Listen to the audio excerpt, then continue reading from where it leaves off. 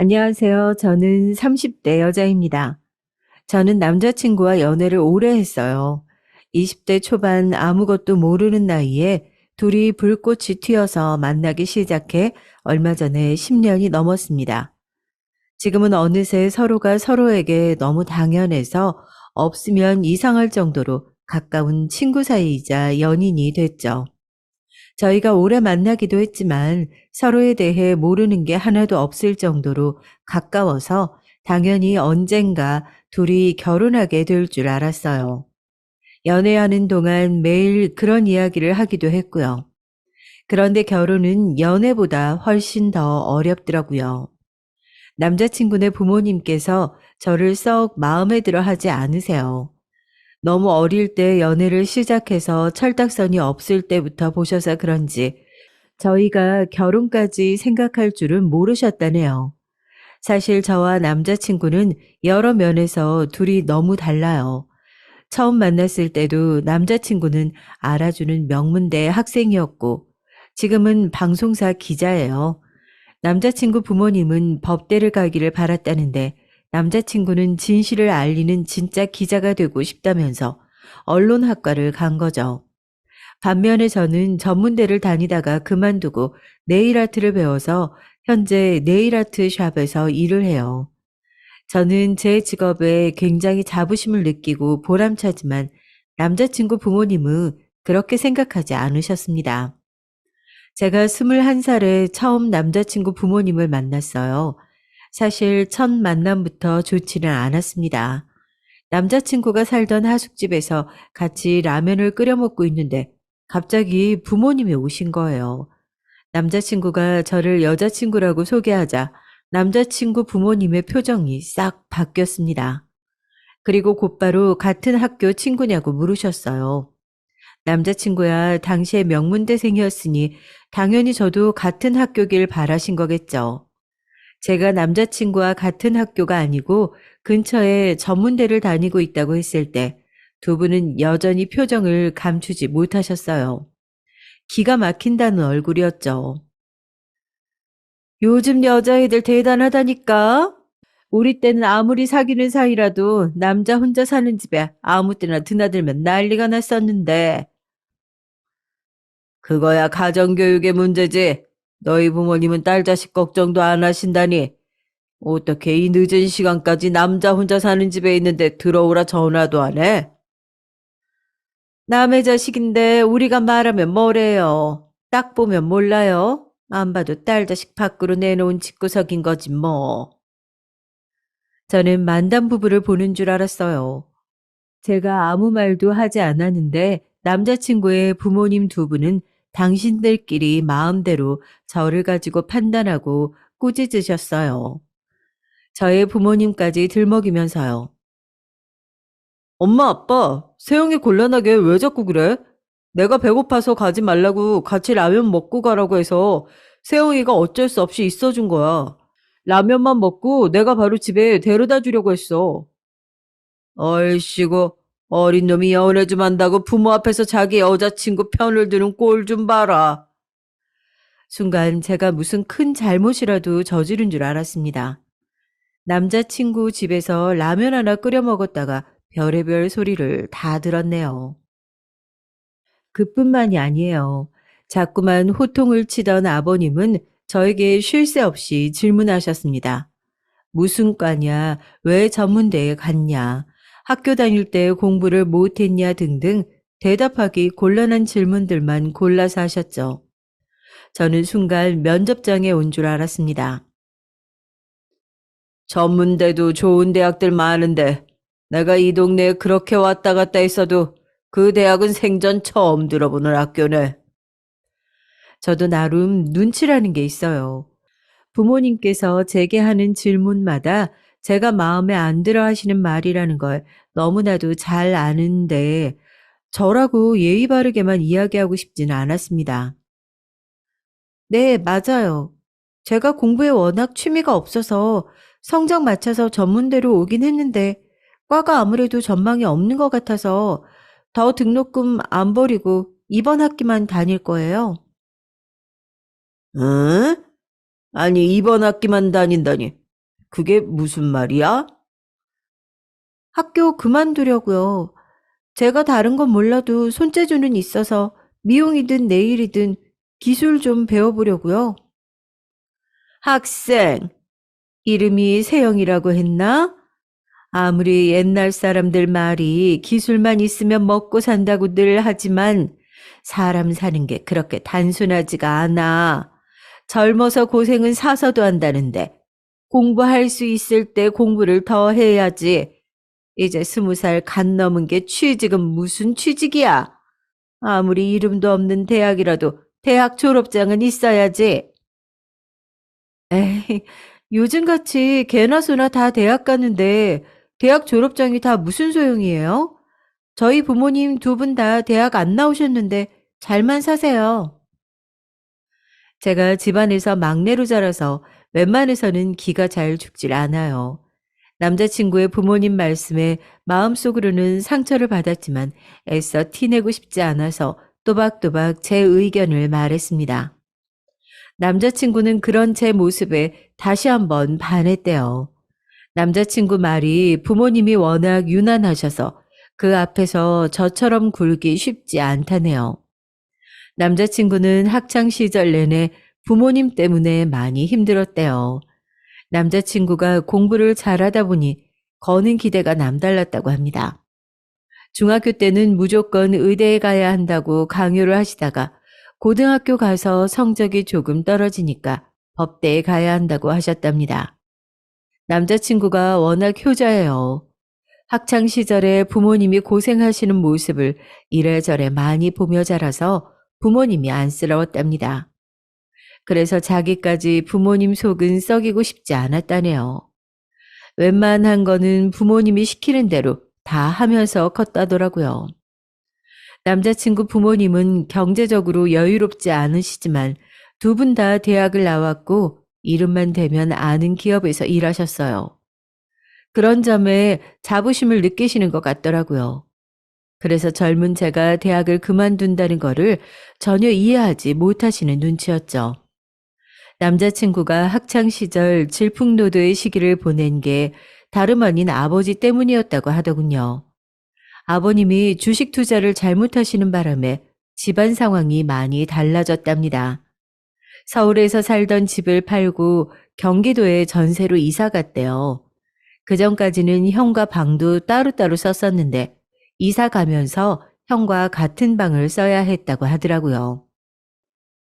이사 가고 집이 좁아진 것보다 더 힘든 건 남자친구의 부모님이 매일 싸우셨답니다. 이혼 이야기까지 나왔대요. 가장 예민했을 사춘기 시절에 그런 일까지 겪었으니 남자친구도 부모님께 걱정 끼치고 싶지 않았던 거죠. 덕분에 남자친구의 부모님은 자식들에게 거는 기대가 점점 더 커졌던 거고요.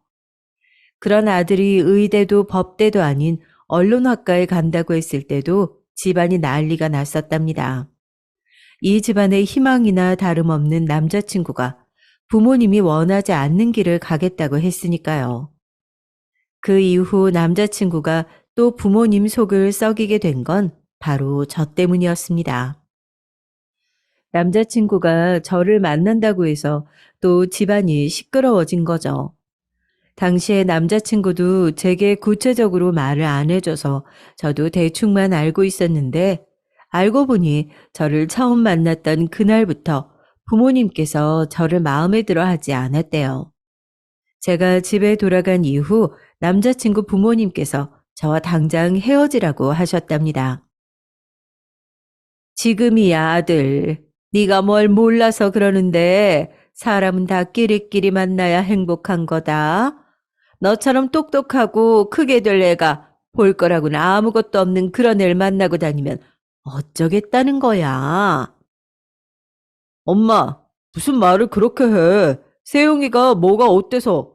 학벌 같은 게 뭐가 중요해? 세영이 누구보다 성실하고 착한 애야. 엄마는 한 번 보고 사람을 어떻게 한다고 그래? 남자친구는 언론학과를 가겠다고 했을 때처럼 부모님과 심하게 다퉜대요. 결론부터 말씀드리자면 그 이후에도 저와 남자친구는 10년을 만났습니다. 그랬으니 남자친구의 부모님은 얼마나 속이 타셨겠어요.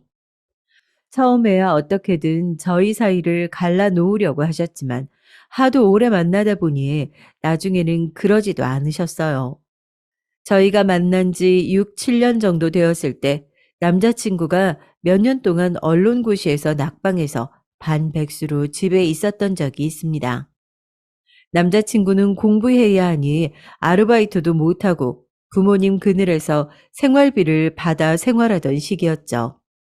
그때 저는 이미 네일숍에서 몇 년을 일했을 때라 경제적으로 여유가 있었어요.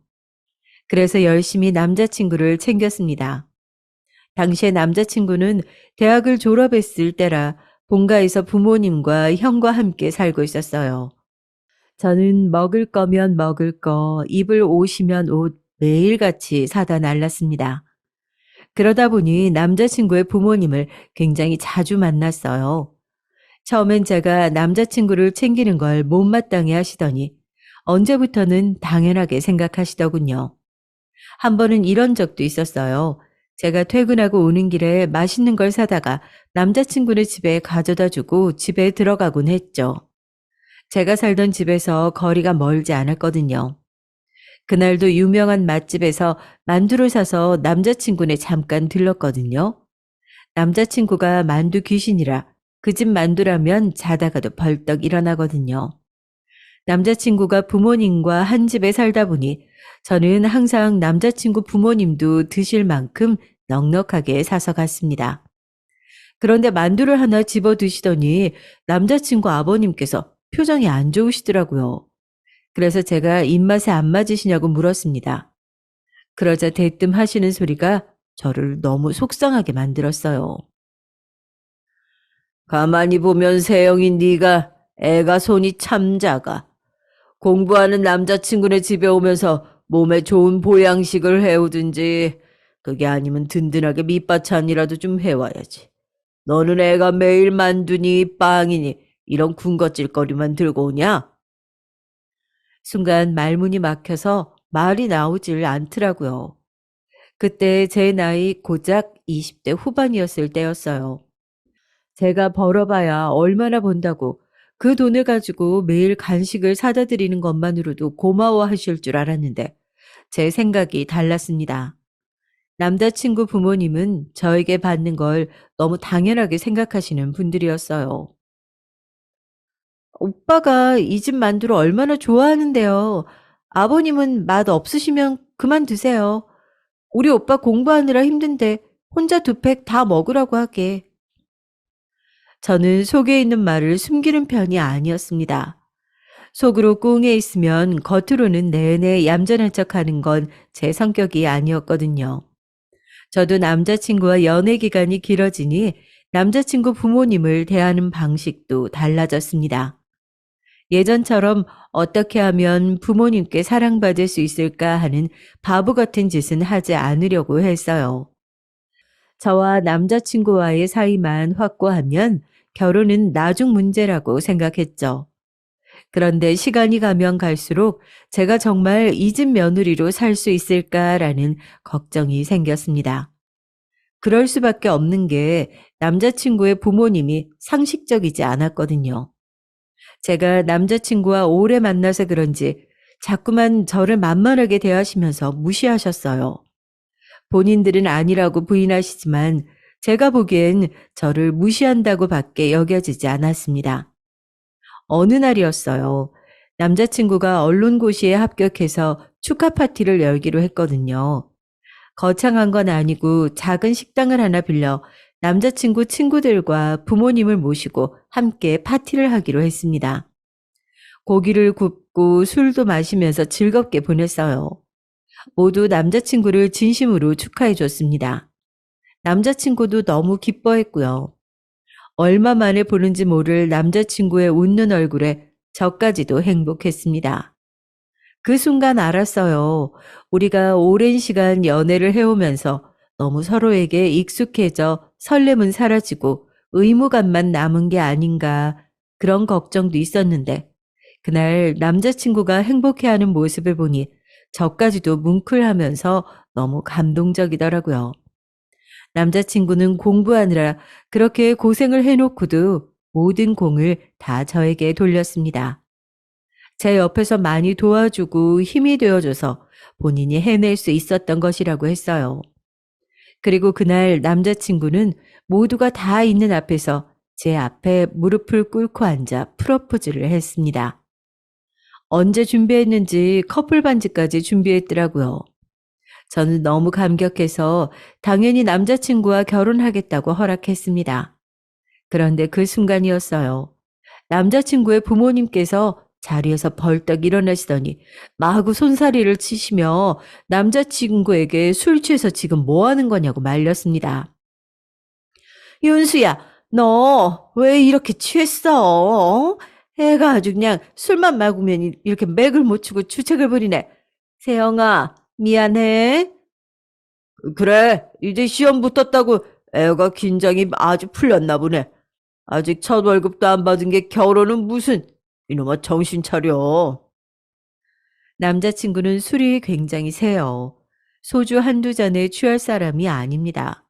더군다나 저에게 고백하려고 미리 반지까지 준비했어요. 남자친구는 부모님께 취하지 않았다고 진심이라고까지 여러 번 말했습니다. 그런데도 남자친구 부모님은 제 프로포즈를 망쳤어요. 남자친구의 등을 연신 내리치며 그만하라고 했습니다. 제 손에 쥐어진 반지 케이스까지 뺏어서 감추면서요. 남자친구는 왜 이러냐고 부모님께 따졌지만 부모님께서는 결혼같이 중요한 문제를 부모랑 상의도 안 하고 마음대로 결정하면 어떡하냐고 하셨죠. 저는 사실 남자친구가 제게 프로포즈 할 때 조금 기대했어요.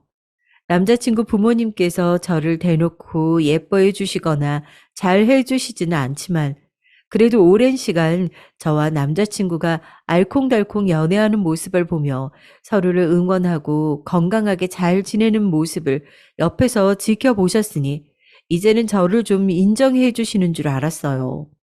가끔 제가 집에 찾아가면 그래서 시집은 가겠냐, 우리 아들 나중에 고생시키면 안 된다 등등 저를 예비 며느리인 것처럼 대해 주신 적도 몇 번 있어서 이제는 저를 인정하셨나 보다 기대했었는데 제 착각이었습니다.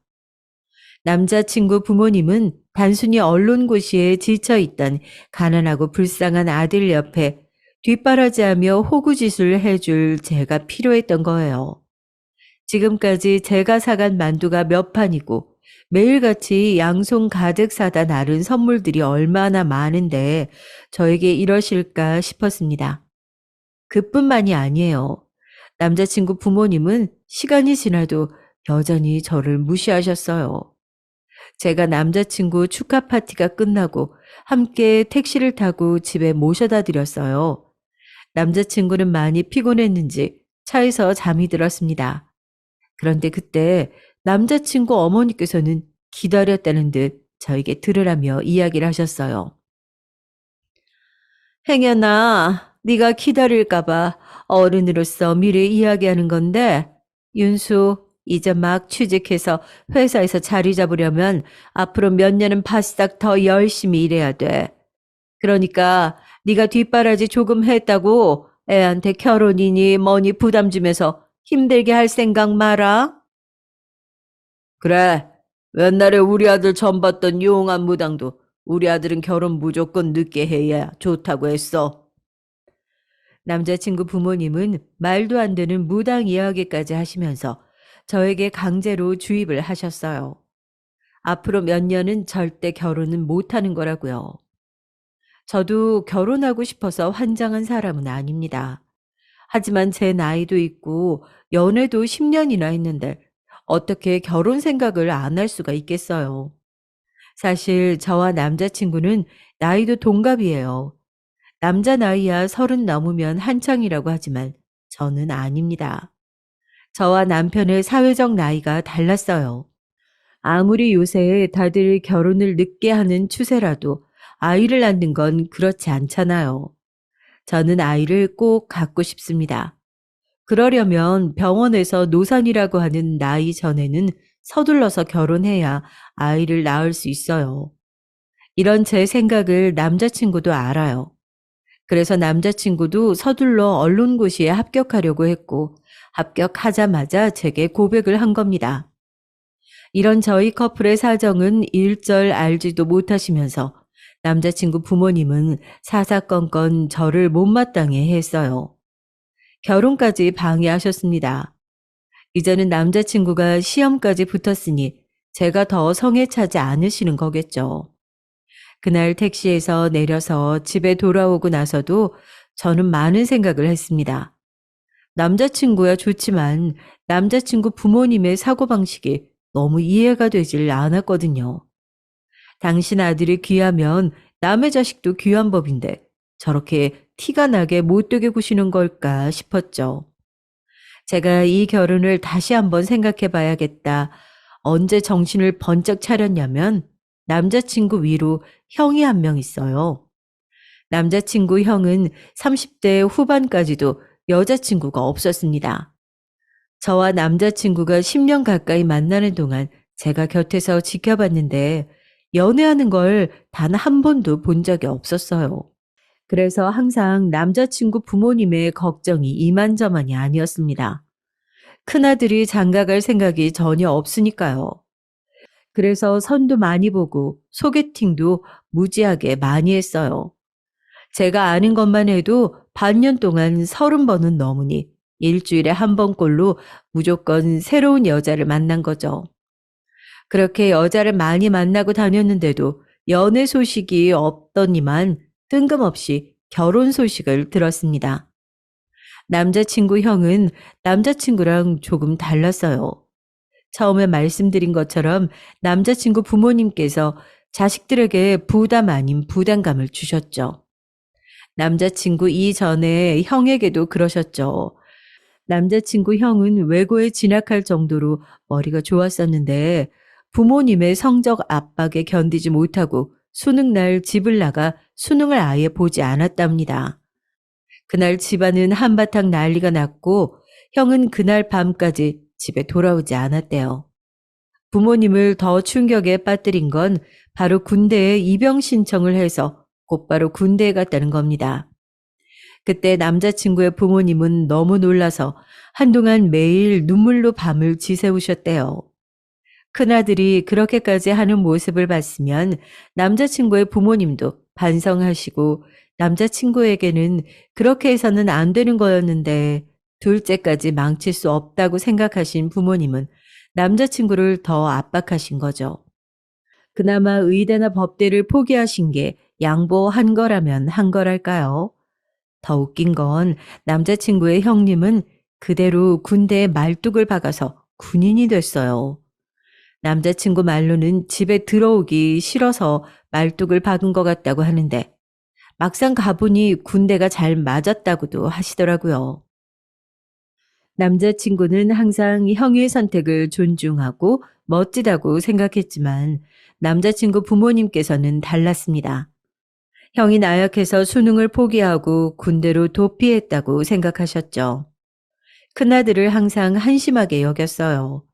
그런데 세상 일이라는 게 참 공평하지가 못합니다.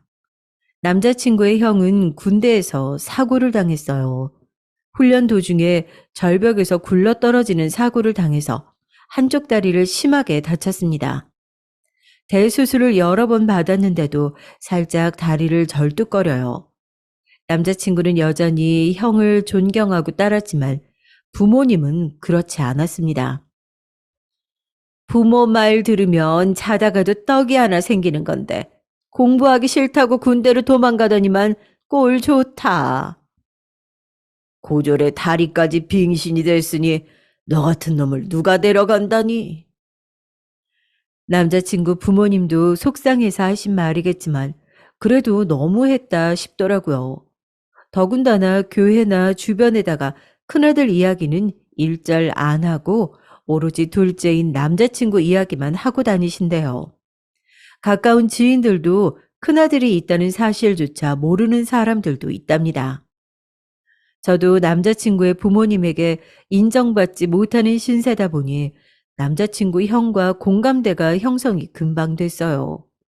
그래서 오랫동안 오빠 동생 하며 가깝게 지냈습니다.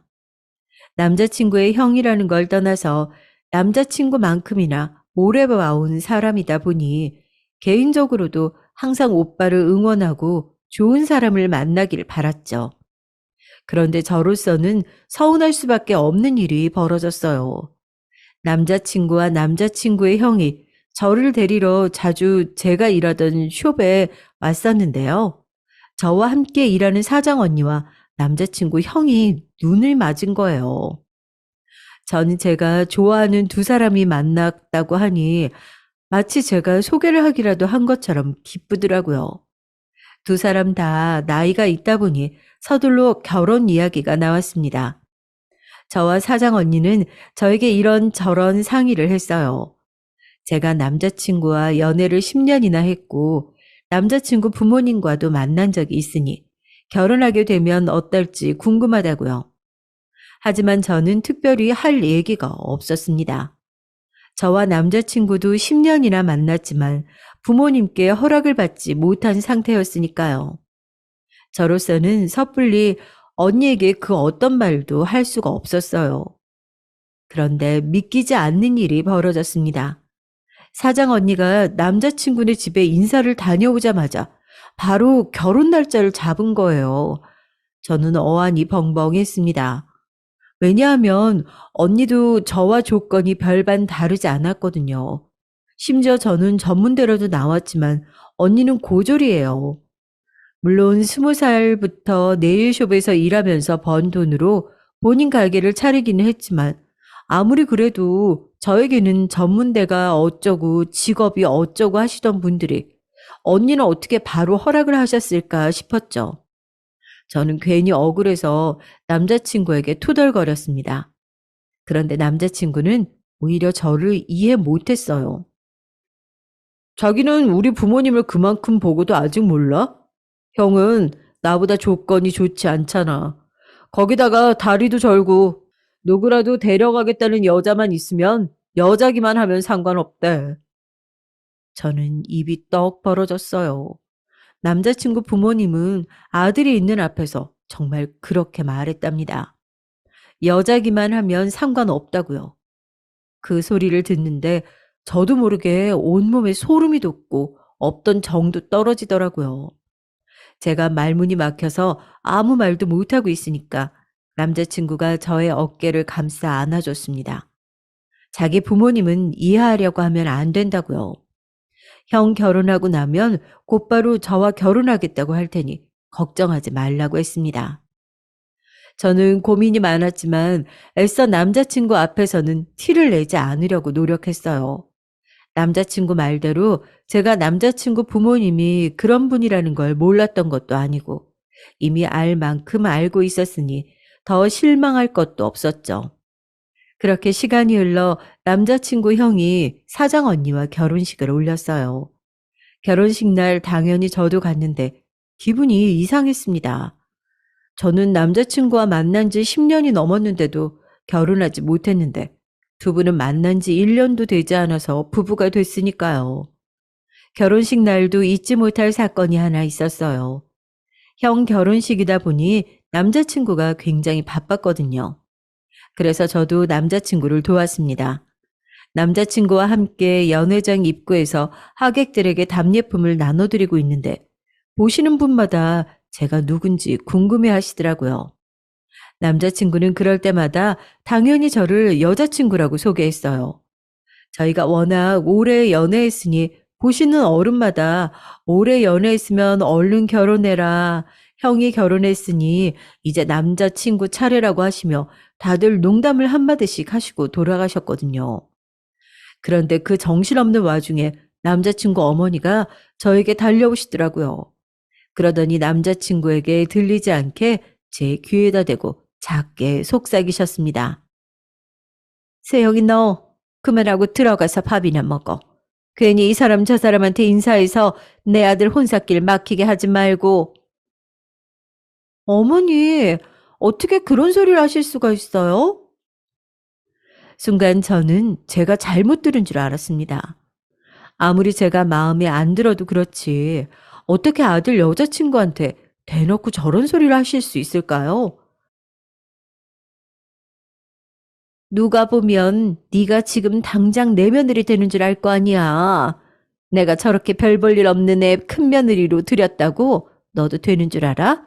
웃기지 마. 우리 둘째 아들은 너랑 급이 달라. 듣다 듣다가 급이 다르다는 소리를 하시는데 저는 순간 울컥해서 자리를 피해 결혼식장을 뛰쳐나왔습니다. 저도 웬만하면 다 참고 버틸 수 있을 줄 알았는데 아니더라고요. 남자친구에게 계속해서 전화가 걸려왔지만 저는 받지 않았어요. 그 순간만큼은 너무 속이 상해서 남자친구 얼굴도 보기 싫더라고요. 결혼식이 끝나고 얼마 뒤 남자친구를 만났을 때 저는 남자친구에게 그날 있었던 일을 말했습니다. 그리고 더는 우리가 만나지 않는 게 좋을 것 같다고 이별 통보를 했죠. 저도 충분히 많이 생각해보고 결정한 거예요. 저도 당연히 남자친구와 결혼하고 싶죠. 하지만 제가 저런 말도 안 되는 소리까지 들어가며 모자란 사람 취급 당하고 싶지 않았습니다. 그런데 그날 이후 상황이 변했어요. 제 말에 남자친구가 화가 나서 부모님께 난리를 친 겁니다. 그리고 자신도 형처럼 집을 나가겠다고 선포를 했나 봐요. 세영이한테 지금까지 함부로 대한 거 사과 제대로 안 하면 평생 결혼 안 하고 혼자 살 거니까 알아서 하세요. 남자친구는 제가 아니면 누구와도 결혼하지 않고 혼자 살겠다고 했답니다. 그리고 저에게 제대로 사과를 하라고 한 거죠. 사실 그때까지만 해도 저는 사과고 뭐고 받고 싶지 않았어요. 저에게 그 정도로 함부로 하는 분들이 저에게 진심으로 미안하실 리 없으니까요. 그런데 며칠 뒤 믿기지 않는 일이 벌어졌습니다. 남자친구 어머님에게 연락이 왔어요. 저를 집으로 초대한다고요. 형 부부가 신혼여행 다녀와서 다 같이 식사를 하기로 했으니 저도 함께 와서 먹자고 하시더군요. 평소와는 목소리부터가 달랐어요. 굉장히 친절하셨습니다. 남자친구는 부모님께서 저에게 사과하시려고 부른 걸 테니 걱정하지 말고 같이 가자고 했죠. 저는 고민하다가 그래도 어른이 초대하신 건데 거절하는 건 예의가 아닌 것 같아서 거절하지 못하고 집으로 갔습니다. 함께 식사하는데 저는 정말 당황스러웠어요. 전과는 다르게 저에게 너무 잘해주시더라고요. 정말 아들의 여자친구가 집에 놀러 온 것처럼 친절하게 대해 주셨습니다. 저는 더 울컥했어요. 이렇게 대해 주실 수 있으면서 지금까지 저에게 그렇게 차갑게 구신 건가 싶더라고요. 저는 더 혼란스러웠습니다. 뭐가 진실인지 구분이 안 돼서요. 더 신기한 건 남자친구가 도대체 어떻게 했는지 부모님께서 정말 저에게 사과를 하셨다는 거예요. 내가 지난번에 결혼식장에서 그런 건 나도 너무 정신이 없어서 괜히 예민해졌었나 봐. 상처받았으면 너무 미안해. 우리 세영이 너를 가족으로 생각하다 보니까 편해서 농담으로 그런 거야. 네가 이해 좀 해줘. 예민해서 그런 거다, 농담이다라고 하시며 다시는 그러지 않겠다고 하셨습니다. 저는 어른들이 직접 미안하다고 하시니 저도 그냥 그렇게 자리를 나와서 죄송하다고 했어요. 속상하긴 했지만 그래도 이제는 정말 저를 아들의 여자친구로 인정해 주시는 거겠지 싶었죠. 그런데 아니었습니다. 사람이 그렇게 쉽게 변하는 게 아니었어요. 아니, 애초에 저를 며느리로 받아줄 생각이 없으셨던 겁니다. 식사를 마치고 얼마 뒤 남자친구 어머니께서 저희 가게에 오셨어요. 저를 보러 오신 건 아니고 아무래도 같이 일하는 사장 언니가 며느리다 보니 시어머니로서 가게에 놀러 오신 거였어요. 그런데 혼자가 아니셨습니다. 교회 같이 가는 분들을 우르르 함께 데리고 오셨어요. 며느리가 네일숍 사장인데 한 번도 손톱 손질 받아본 적이 없으시다면서 오셨더라고요. 근데 뭔가 좀 이상했습니다. 저는 반가워서 먼저 살갑게 인사를 드렸는데 어머님은 아예 저를 본 척도 안 하시더라고요. 순간 느낌이 좀 안 좋았어요. 뭔가 다가서서 말을 걸고 싶어도 남자친구 어머님께서 연락도 없이 오셔서 한 번에 여러분을 상대하느라 정신이 없었거든요. 저는 남자친구 어머니와 같이 오신 분들을 모시고 룸에 들어가서 손질을 해드렸어요. 전 잠깐이라도 틈이 생기면 말을 걸려고 했는데 두 분이 계속 이야기를 주고받으셔서 끼어들 틈이 없었습니다. 한참을 손톱을 다듬고 있는데 남자친구 어머님께서 이상한 소리를 하시더라고요. 이건 분명 저 들으라고 하시는 소리였습니다. 자기가 나한테 말했던 아가씨 있잖아. 우리 아들 소개해 준다고 했던 아가씨. 연대 나와서 회계사라고 그랬나? 남자친구 어머니 입에서 아들이라는 소리가 나오니 저는 순간 귀가 쫑긋해졌어요. 어머니에게 아들이라고는 딱 둘 뿐인데 설마 장가간 첫째 아들 이야기는 아닐 거니까요. 맞아, 맞아, 회계사. 근데 아들이 싫다고 했잖아. 왜? 생각이 바뀌었대? 아우, 그럼 어떡하지? 아우, 그 아가씨는 진작 다른 집에 소개했지. 아, 그럼 혹시 저기 학교 선생님은 어때? 아유, 우리 조카가 교대 나와서 선생인데 둘이 나이가 딱 좋다. 우리 조카 이제 28이거든. 학교 선생 너무 좋지. 거기다가 자기 조카면 더 좋지. 자기네 친정 외국 어디서 살았다고 하지 않았어? 우리 친정 미국에서 살다 왔잖아. 조카는 내 남동생 딸인데 걔도 중학교까지 미국에서 나왔지. 근데 아들 결혼할 생각 없다더니 갑자기 왜? 결혼 생각이 없기는 왜 없어? 아유, 일하느라 바빠서 그랬지. 큰아들 보냈으니까 이제 본격적으로 둘째 아들 보내야지. 자기 조카한테 한번 물어봐. 자기도 우리 아들 인물도 좋고 학벌에 직업 뭐 하나 안 빠지는 거 알잖아. 알지. 아유, 말해서 뭐해. 그제야 알았어요. 남자친구 어머니는 아예 작정하고 오신 거예요. 저는 두 분 손가락에 매니큐어를 바르고 있는데 저런 소리를 하시더군요. 저는 화도 나지 않았습니다. 오히려 너무 허탈해서 웃음이 다 나오더라고요. 손톱 손질이 끝나고 웃음에 나가는 남자친구 어머님을 제가 불렀어요.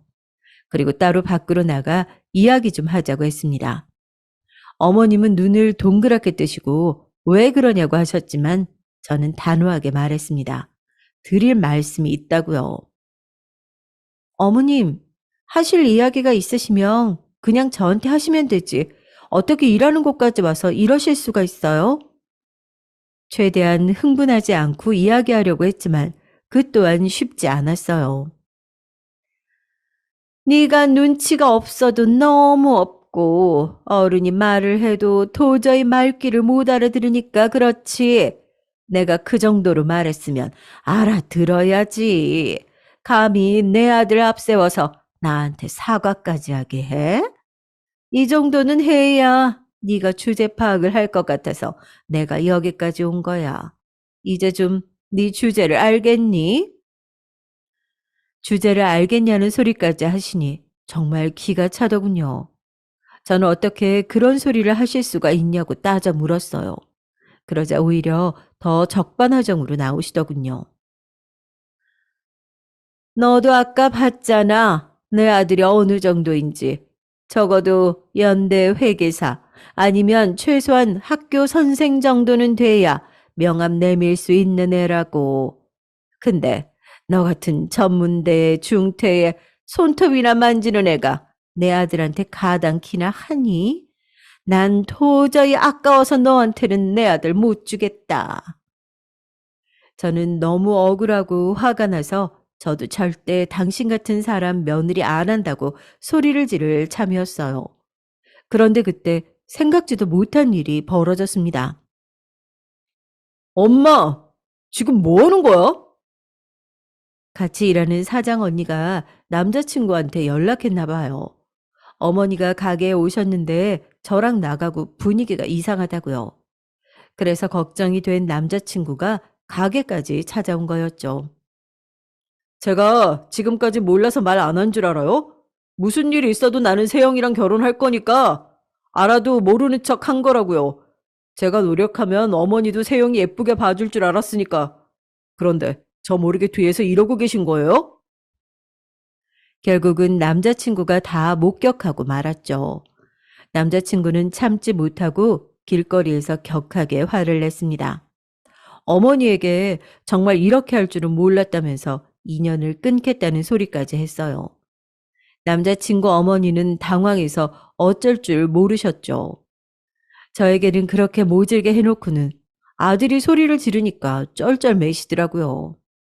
남자친구는 앞과 뒤가 다른 사람하고는 같이 못 살겠다면서 집을 나오겠다고 했습니다. 남자친구 어머님은 울며 불며 남자친구 바짓가랑이를 잡았어요. 당신은 둘째 아들 없으면 살 수 없다고요. 그 모습을 보는데 제가 잘못 생각해도 한참 잘못 생각했다는 것을 알았죠. 제가 남자친구와 헤어져도 진작 헤어졌어야 했어요. 그 꼴까지 보고 나니 비로소 남자친구를 포기할 수 있었습니다.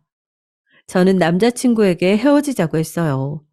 아무리 남자친구를 사랑하고 제 20대를 다 바쳤다고 해도 더는 안 되겠더라고요. 남자친구는 저와 헤어질 수 없다고 했지만 저는 이미 마음을 굳게 먹었죠. 지금 헤어지지 않으면 평생 후회할 것 같았어요. 저는 단호하게 마음을 먹고 그날부터 남자친구의 연락도 받지 않았습니다. 가게로 찾아와도 만나주지 않았어요. 저도 쉽지 않았습니다. 같이 일하는 사장 언니가 남자친구 형수잖아요. 언니까지 저에게 남자친구가 저와 헤어지고 나서 너무 힘들어한다고 매일 이야기를 하는데 저도 괴로웠습니다.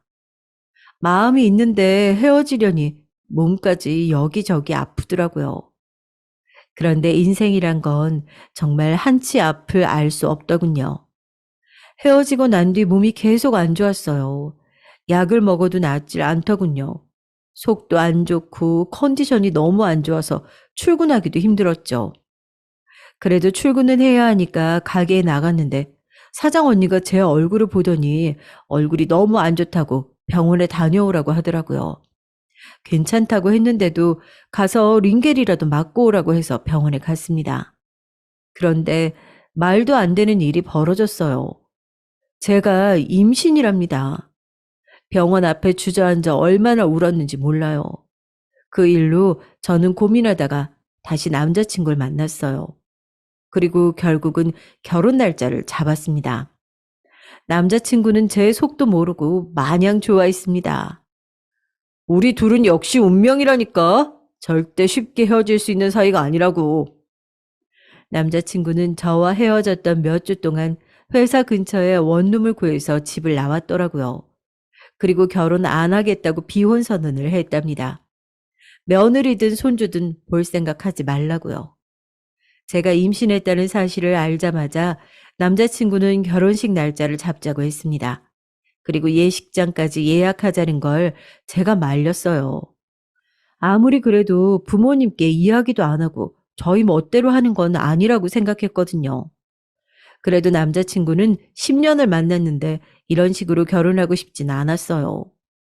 남자친구는 저희 집에 먼저 인사하고 허락을 받았습니다. 저희 부모님이야 제가 임신했으니 하루라도 빨리 식을 올리라고 하셨죠.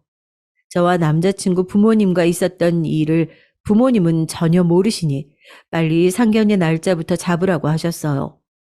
저와 남자친구는 어떻게 할지 고민하다가 남자친구 부모님을 찾아뵙습니다. 제가 임신했다는 사실을 말씀드리고 최대한 빨리 결혼식 날짜를 잡기로 했다고 이야기했어요. 사실상 통보였죠. 예상대로 남자친구 부모님께서는 한숨을 푹푹 쉬셨습니다. 그래, 일이 이렇게 될 일이었는데 우리가 일을 복잡하게 만들었나 보다. 며칠 전에 비혼 선언까지 했었는데 그래도 애도 생겼으니 빨리 결혼 날짜부터 잡자. 그나마 다행이었던 건 남자친구 아버님께서 허락하셨다는 겁니다. 어쩔 수 없이 허락해 주신 거라기보다는 저희의 상황을 이해해 주시는 것 같았죠. 어머님은 여전히 말이 없으셨지만 어쨌든 저희는 저희 생각을 말씀드리고 돌아왔어요. 남자친구는 제게 절대 스트레스 받으면 안 된다면서 웬만한 일은 본인이 다 알아서 하겠다고 하더라고요. 특히나 남자친구 어머니와 부딪힐 만한 일은 본인이 알아서 정리하겠다고 했죠. 얼마 뒤 상견례 날이 밝았습니다. 저는 긴장한 상태로 부모님과 참석했어요. 저희 부모님은 사실 성격도 굉장히 급하시고 바쁜 분들이에요. 저는 어려서부터 굉장히 독립적으로 자랐습니다. 제가 하고 싶다고 하면 뭐든지 다 해주셨지만 이렇게 해라 저렇게 해라 강요하신 적이 없었죠. 그래서 저는 더 걱정이 많았어요. 부모님은 저를 언제나 당당하게 살도록 키우셨는데 제가 남자친구 부모님 앞에서 무시당하고 주눅 들었던 모습을 아시면 얼마나 속상하실까 싶더라고요. 더군다나 임신까지 했으니 결혼을 안 할 수도 없는 노릇이잖아요. 이제 정말 남자친구의 부모님이 제 시부모님이 되는 거니까요. 상견례의 시작은 생각보다 순탄했습니다. 저희 부모님이 굉장히 사람을 좋아하시고 말이 많으세요. 농담하는 것도 좋아하고요. 하지만 문제는 숨김이 없고 거침이 없으시다는 겁니다. 자신들의 이야기를 거르지 않고 걸걸하게 다 이야기하세요. 그런 점이 절대 남자친구 부모님과 맞을 리 없었죠. 남자친구 부모님은 사람들 앞에서 내세우기 좋아하시는 분들이니까요. 아니나 다를까. 시부모님은 앉자마자 이 식당에 본인들 대학 동문과 동창회 때 와봤는데 음식이 너무 고급스럽다고 맛있었다고 하셨어요. 그래서 이 식당으로 오자고 한 거라고요. 그 이야기를 굳이 왜 꺼내셨겠어요? 당신들이 대학을 나왔다는 걸 강조하고 싶으셨던 거죠. 그런데 그때 저희 어머니께서 털털하게 웃으셨어요. 아이고, 사돈 부부 다 대학까지 나오신 엘리트들이시구나. 아우, 멋지네요. 아유, 저는 어릴 때 너무 가난해서 초등학교 간신히 졸업했어요. 그래도 우리 세영이 아빠네는 상황이 좀 나서 중학교는 나왔어요. 남자친구 부모님들이 대학 이야기를 꺼냈을 때 어머니가 저 이야기를 하실 줄 알았어요. 어딜 가나 본인이 국졸이라는 이야기를 항상 하시거든요. 그래서 배운 게 없다고요. 그 순간의 예비 시부모님들 표정을 저는 지금도 잊지를 못합니다. 인매를 올리시면서 피식 비웃으셨거든요. 두 분처럼 학벌을 중시하시는 분들이 저희 어머니가 국졸이라는 소리를 들었으니 저를 더 무시할 게 뻔했죠. 그런데 그때 마침 들어온 식당 직원이 들어와서 메뉴판을 줬어요. 그리고 잠시 뒤 저희 어머니가 영어로 된 메뉴판을 유심히 보고 있는데 그 모습을 빤히 지켜보던 예비 시어머니가 입을 가리고 자꾸 웃으시더라고요.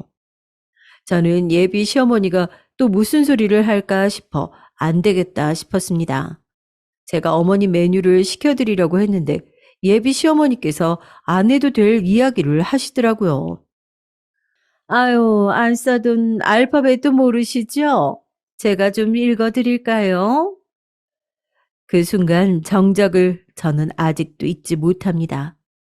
예비 시어머니는 안 그래도 제가 임신해서 결혼하는 꼴이 마음에 안 들던 때인데 제대로 된 꼬투리 하나 잡은 거죠. 사람이 대학만 나오면 뭐 합니까? 저렇게 몰상식한데 말이죠.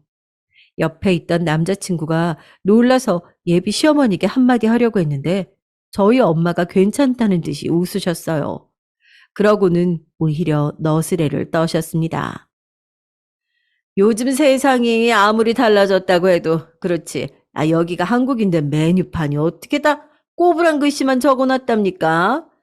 아유, 그럼 대학물 좀 먹은 우리 사돈이 좀 읽어주실래요? 엄마 말에 저도 남자친구도 더는 말하지 않았습니다. 여기서 저희가 나서면 분위기가 더 이상해질 것 같아서요. 예비 시어머니의 꼬장은 거기서 끝이 아니었습니다. 아예 상견례를 망치기로 작정했는지 결혼식과는 전혀 상관없는 질문을 계속하셨어요. 국졸이면 중학교를 아예 진학을 안 한 거잖아요. 그럼 그때부터 뭘 하신 거예요? 드라마에 나오는 것처럼 공장 가서 일해서 가족들 먹여 살리고 그런 거예요? 엄마, 장모님 앞에서 왜 그런 무례한 질문하고 그래? 예비 시어머니의 만행에 남자친구는 어쩔 줄을 몰라 하며 당황했습니다. 예비 시어머니의 입을 막기 위해 사력을 다했죠. 하지만 이미 작정하신 어머니를 막을 수는 없었어요. 내가 뭐, 이제 다 한 가족인데, 가족끼리 궁금하면 물을 수도 있지. 그래서 자식들 학업에도 관대하셨나 봐요. 세영이가 고작 2년 다니는 전문대도 졸업 안 하고 그만둔다는데 허락하시는 걸 보면 저희 엄마도 워낙 눈치가 빠른 분이라 예비 시어머니가 은근히 무시하면서 이야기하는 걸 모를 리 없었어요. 지금까지는 국조 가지고 농담한 정도이니 참으셨지만 자식인 제 이야기가 나오니 엄마도 바로 정색하셨습니다. 자식이 내 물건도 아닌데 허락하고 안 할 게 뭐 있어요? 다 성인인데 본인이 알아서 책임지면서 살면 되지. 그럼요. 이 사람이 원래 호기심이 좀 많아서 그런 거니까 그 안 싸두니 조금 이해해 주세요. 분위기가 급속도로 냉랭해지려던 그때 예비 시아버지가 술을 권한 덕분에 아버지와 건배를 하시며 이런저런 이야기를 나누다 보니까 분위기가 조금 나아지는 것 같았습니다.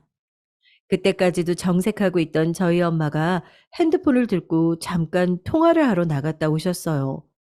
저는 일 때문에 그러시나 보다 싶었죠. 그런데 상견례가 마무리되어 갈 때쯤 생각지도 못한 일이 벌어졌습니다. 저희가 식사하던 룸에 누군가 노크를 하고 들어왔어요. 회장님, 부르셨습니까? 무슨 일 있으세요? 엄마 회사 직원들이 우르르 룸 안으로 들어왔습니다. 그때 저는 알았죠. 엄마가 일부러 나가서 통화하신 게 회사 직원들을 부르려고 했던 거더라고요. 저희 예비 시부모님 앞에서 보여주려고요. 역시나 예비 시부모님은 눈이 휘둥그레졌어요. 특히나 예비 시어머니는 직원들이 우르르 들어오자마자 놀라서 자리에서 벌떡 일어났어요. 그러고는 회장님이 누구냐고 말을 더듬거렸습니다. 누구긴 누구예요? 내가 회장이지. 세영이 너는 암튼 애가 물러터져서는 사돈한테 내가 식품회사 한다고 말 안 한 거야? 식품 회사를 운영하신다고요? 그러니까 대표? 아니, 회장님?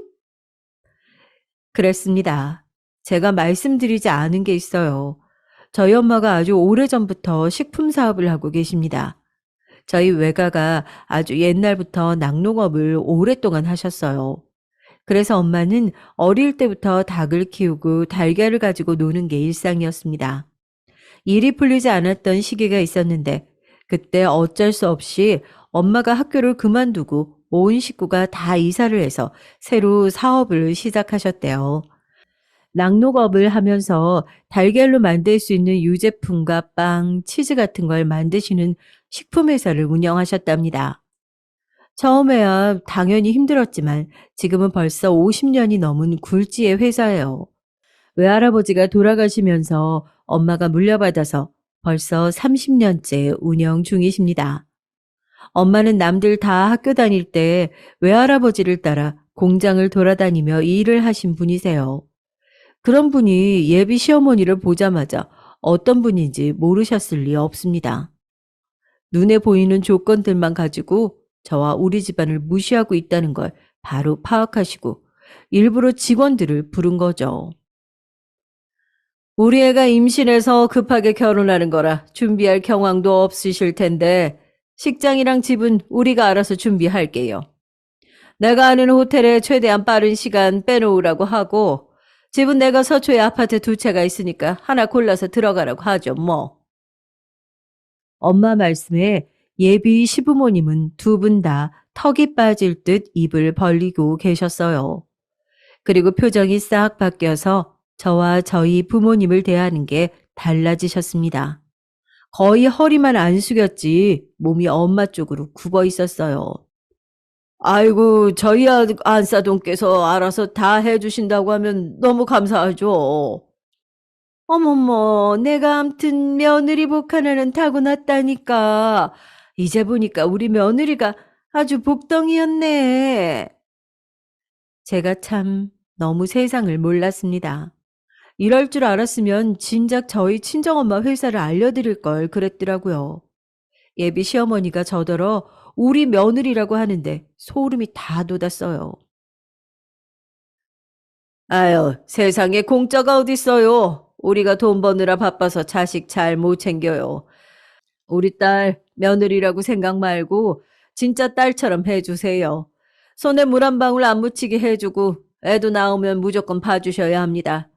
우리 딸내미가 워낙 몸이 약해서 애 키우다가 병 나면 큰일 나니까요. 만약 우리 딸 전문대 나왔다고 한 번만 더 무시하면 아파트 뺍니다. 그럼요, 그럼요. 아유, 우리 복덩이 아프면 큰일 나죠. 제가 다 알아서 할 테니까 걱정하지 마세요. 제가 생각해도 너무 어이가 없었어요. 한순간에 상황이 그렇게 바뀔 줄은 생각도 못 했거든요. 그날 이후 어떻게 됐냐고요? 저는 결혼식을 올리고 아이도 잘 출산했습니다. 그리고 현재 세상 누구보다 편하게 살고 있어요. 시어머니는 저를 그냥 딸도 아니고 금지 오겹으로 챙기십니다. 애도 봐주시고 제가 먹을 반찬까지 매일 해다 주세요.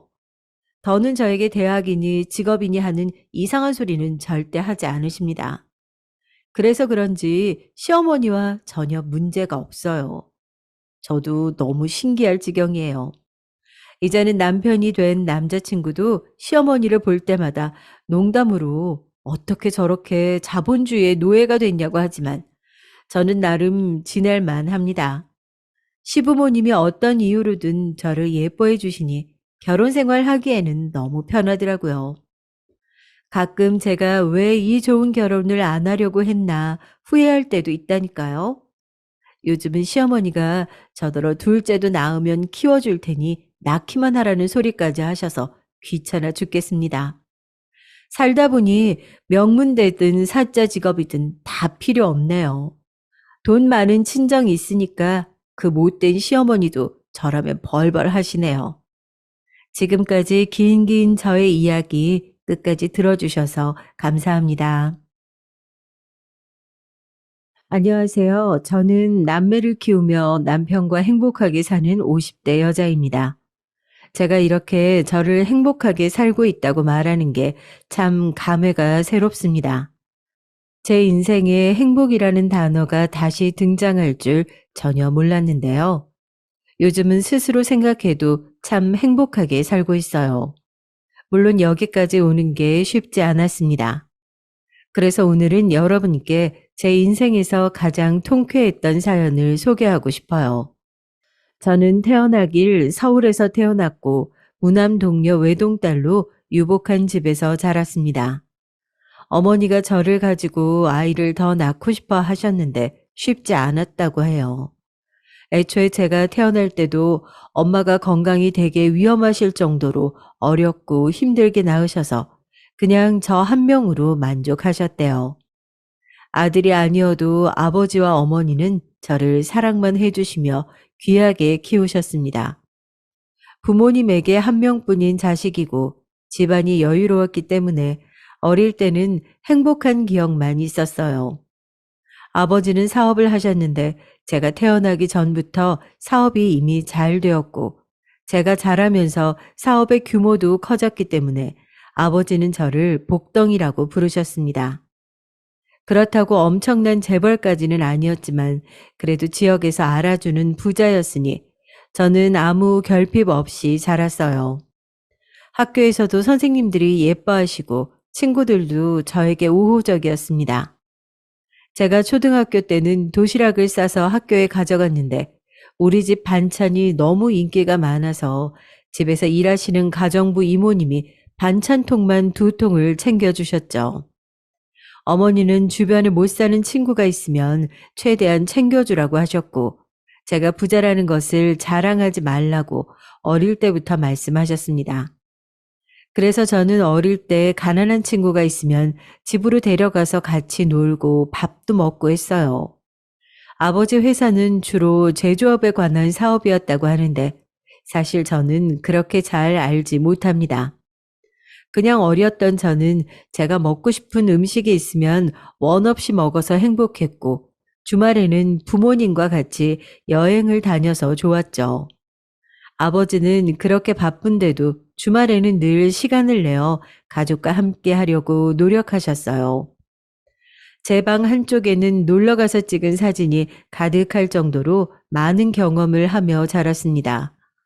어머니는 집에 계셨는데 제가 학교에서 집에 오면 웃는 얼굴로 맞이하며 간식을 주셨어요. 친구들을 데려가면 편하게 놀다 가라고 하며 장난감도 꺼내주셨죠. 덕분에 학창 시절 내내 친구들과 선생님들에게 많은 애정을 받았고 저는 형제가 없어도 한 번도 외로움을 느낀 적이 없었습니다. 그렇게 저는 초등학교와 중학교를 나오고 고등학교는 우리 동네에서 유명한 명문 여자고등학교에 진학하게 됐어요. 거기엔 저처럼 집안이 유복한 친구들이 많았고 거기서도 우리 집의 재력은 뒤처지지 않았습니다. 원만한 교우 관계는 고등학교 때도 지속됐고 저는 공부를 열심히 해서 서울에 있는 대학교에 입학하게 됐습니다. 집이 서울에 있으니 집에서 대학을 다녔는데 공부만 하던 저에게 대학은 신세계였어요. 즐거운 대학 생활이 지나고 어느덧 졸업을 할 때가 되었는데 어머니가 저를 부르더니 진지하게 말씀하셨습니다. 좋은 선자리가 들어왔는데 한번 만나보는 게 어떠냐고 하길래 저는 아무 생각 없이 나가게 됐죠. 어려서부터 부모님이 저에게 하는 말씀은 다 옳은 말이었고 딱히 부모님께 반항했던 적도 없고 화목한 분위기라 엄마가 저렇게 말씀하는 거는 나쁠 게 없다고 생각했죠. 본격적으로 직접 만나기 전에 어머니한테 들은 정보로는 그 집도 상당히 여유 있는 집이었습니다. 아마 제가 그 집 아들과 결혼하게 된다면 우리 집도 그 집도 서로 이득인 상황이었어요. 그걸 알고 부모님끼리 자식들을 이어주려고 한 거죠. 그렇게 아직도 기억나는 을지로에 있는 카페에서 선을 보게 됐는데 처음 보자마자 들었던 생각은 굉장히 잘생겼다는 거였어요. 훤칠하고 잘생기고 성격도 좋아서 대화를 거의 주도하는 그 남자에게 저는 반하게 됐습니다. 낯가림이 심하고 다소 수줍음이 많은 저한테 당당하게 행동하면서 분위기를 이끄는 남자의 모습은 새롭게 다가오더라고요. 대학 때도 주로 여자친구들과 어울리며 지내서 제대로 된 연애도 해본 적이 없어서 첫 연애를 그 남자와 시작하게 됐는데 이름은 준철이었어요. 저보다 2살 많았던 오빠였고 대학을 졸업하고 아버지의 회사를 물려받기 위해 다니고 있다고 했습니다. 집에 돌아가서 궁금함을 가진 채 저를 기다리고 있던 부모님께 저는 괜찮은 사람이라고 대답했고 부모님도 좋아하셨어요. 부모님의 주선으로 만나게 된 경우였지만 준철 씨와 저는 서로를 첫 만남부터 마음에 들어해서 순조롭게 사귈 수 있었습니다. 연애 기간은 매우 짧았고 서로 그 시절엔 딱 결혼 정년기였고 무엇보다 아버지들의 사업이 엮여서 결혼은 서두르게 됐어요. 만난 지 6개월 만에 식을 올리게 됐는데 워낙 양가에서 추진하던 결혼이라 매우 빠르게 진행했습니다. 상견례에서도 저와 남편의 얘기보단 서로의 사업에 관한 얘기가 추가됐고 저희에겐 그저 잘 살면 된다고 어른들은 말씀하셨죠. 예단이니 뭐니 그런 것들은 다 부모님이 알아서 해결하셨고 결혼식을 올리고 나서는 시댁에 가서 살게 됐습니다. 저는 외동이라 형제가 없었는데 남편은 여동생이 한 명 있었어요. 아가씨는 그때 당시 대학에 막 입학한 신입생이었습니다. 집에서 학교에 다니고 있어서 아가씨도 같이 살았어요. 결혼을 번갯불에 콩 볶아 먹듯 해서 빠르게 진행했기 때문에 남편 가족에 대해 잘 알지 못한 채로 결혼했는데 남편의 외모를 제가 마음에 들어 했지만 미처 생각 못했던 사실이 있었어요. 남편은 바로 시어머니 말을 꼼짝 못하는 전형적인 마마보이였습니다. 시어머니는 성격이 우리 친정엄마와 완전히 반대였는데 되게 자기 주장이 강하셨고 말씀도 세게 말씀하시던 분이셨어요. 엄마는 늘 저에게 다정하고 친절했는데 시어머니는 직설적이고 단호한 화법이라 처음에는 익숙하지 않아서 당황했습니다. 그래도 시어머니는 제가 마음에 들었는지 처음에는 저에게 되게 잘해주셨어요. 저한테 요리를 가르쳐 주신다고 저를 부엌으로 불러서 매일 요리하였는데 덕분에 요리 실력이 늘기도 했습니다. 시아버지도 본인의 사업이 우리 아버지 덕분에 확장되고 수입이 느니까 저를 예뻐하셨고 집에서 편하게 있으라고 많이 말씀하셨죠. 다만 시누이는 저를 그렇게 마음에 들어 하지는 않는 눈치였어요.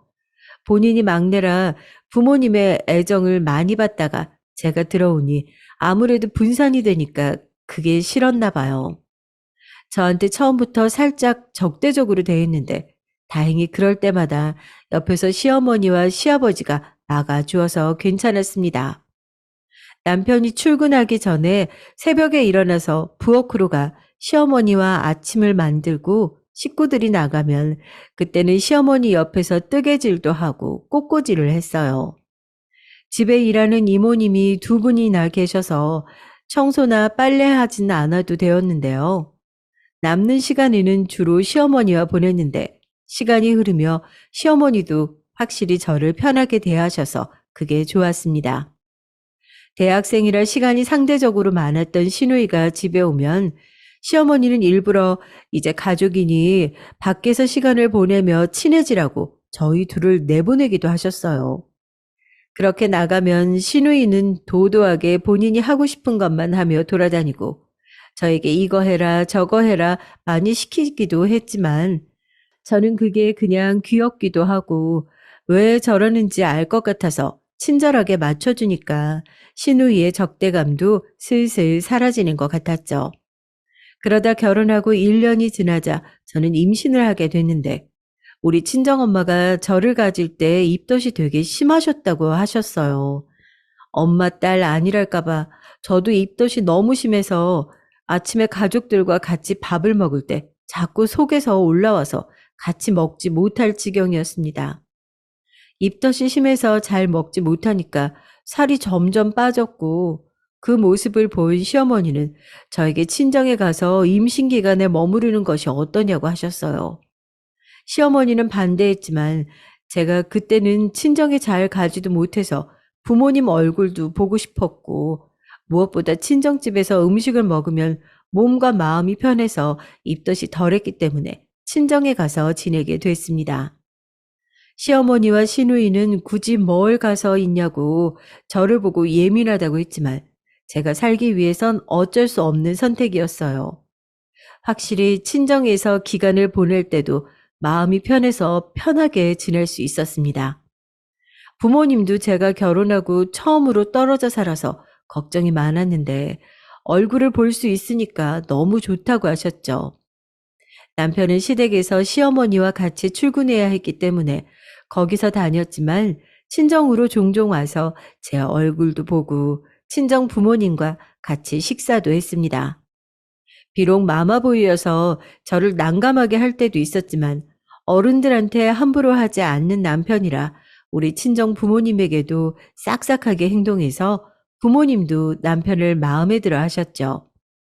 그렇게 친정에서 저는 임신 기간을 보내고 아이를 낳았는데 아이의 성별은 딸이었어요. 친정에서는 아들이고 딸이고 뭐가 중요하냐, 모든 아이는 소중하다 하시며 아주 예뻐하셨는데 시댁에서는 아들을 바랐기 때문에 좀 아쉬워하셨어요.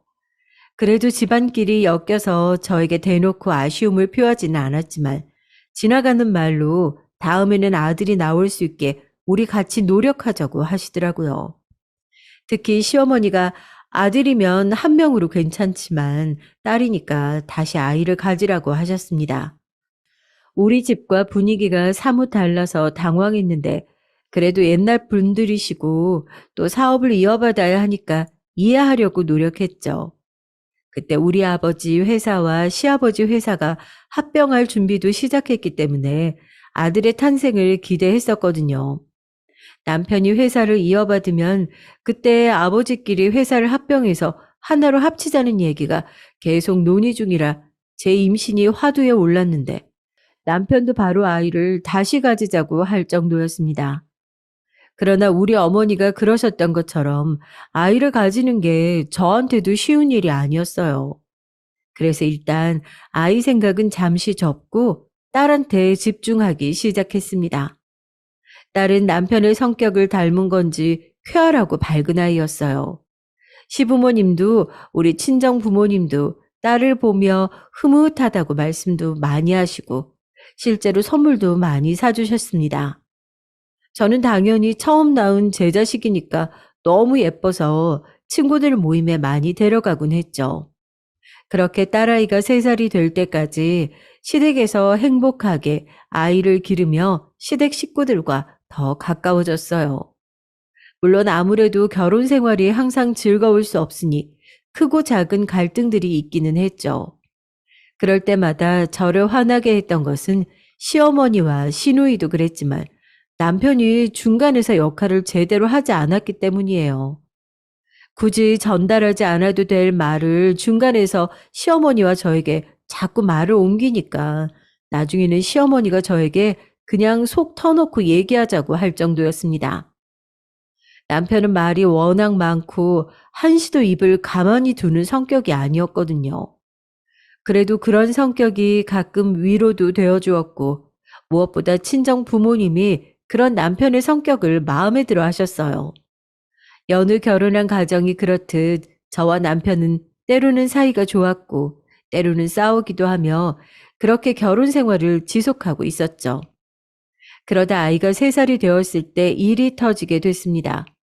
시아버지와 합병을 논의하던 중이던 우리 아버지 회사가 급속도로 재정이 안 좋아지게 됐어요.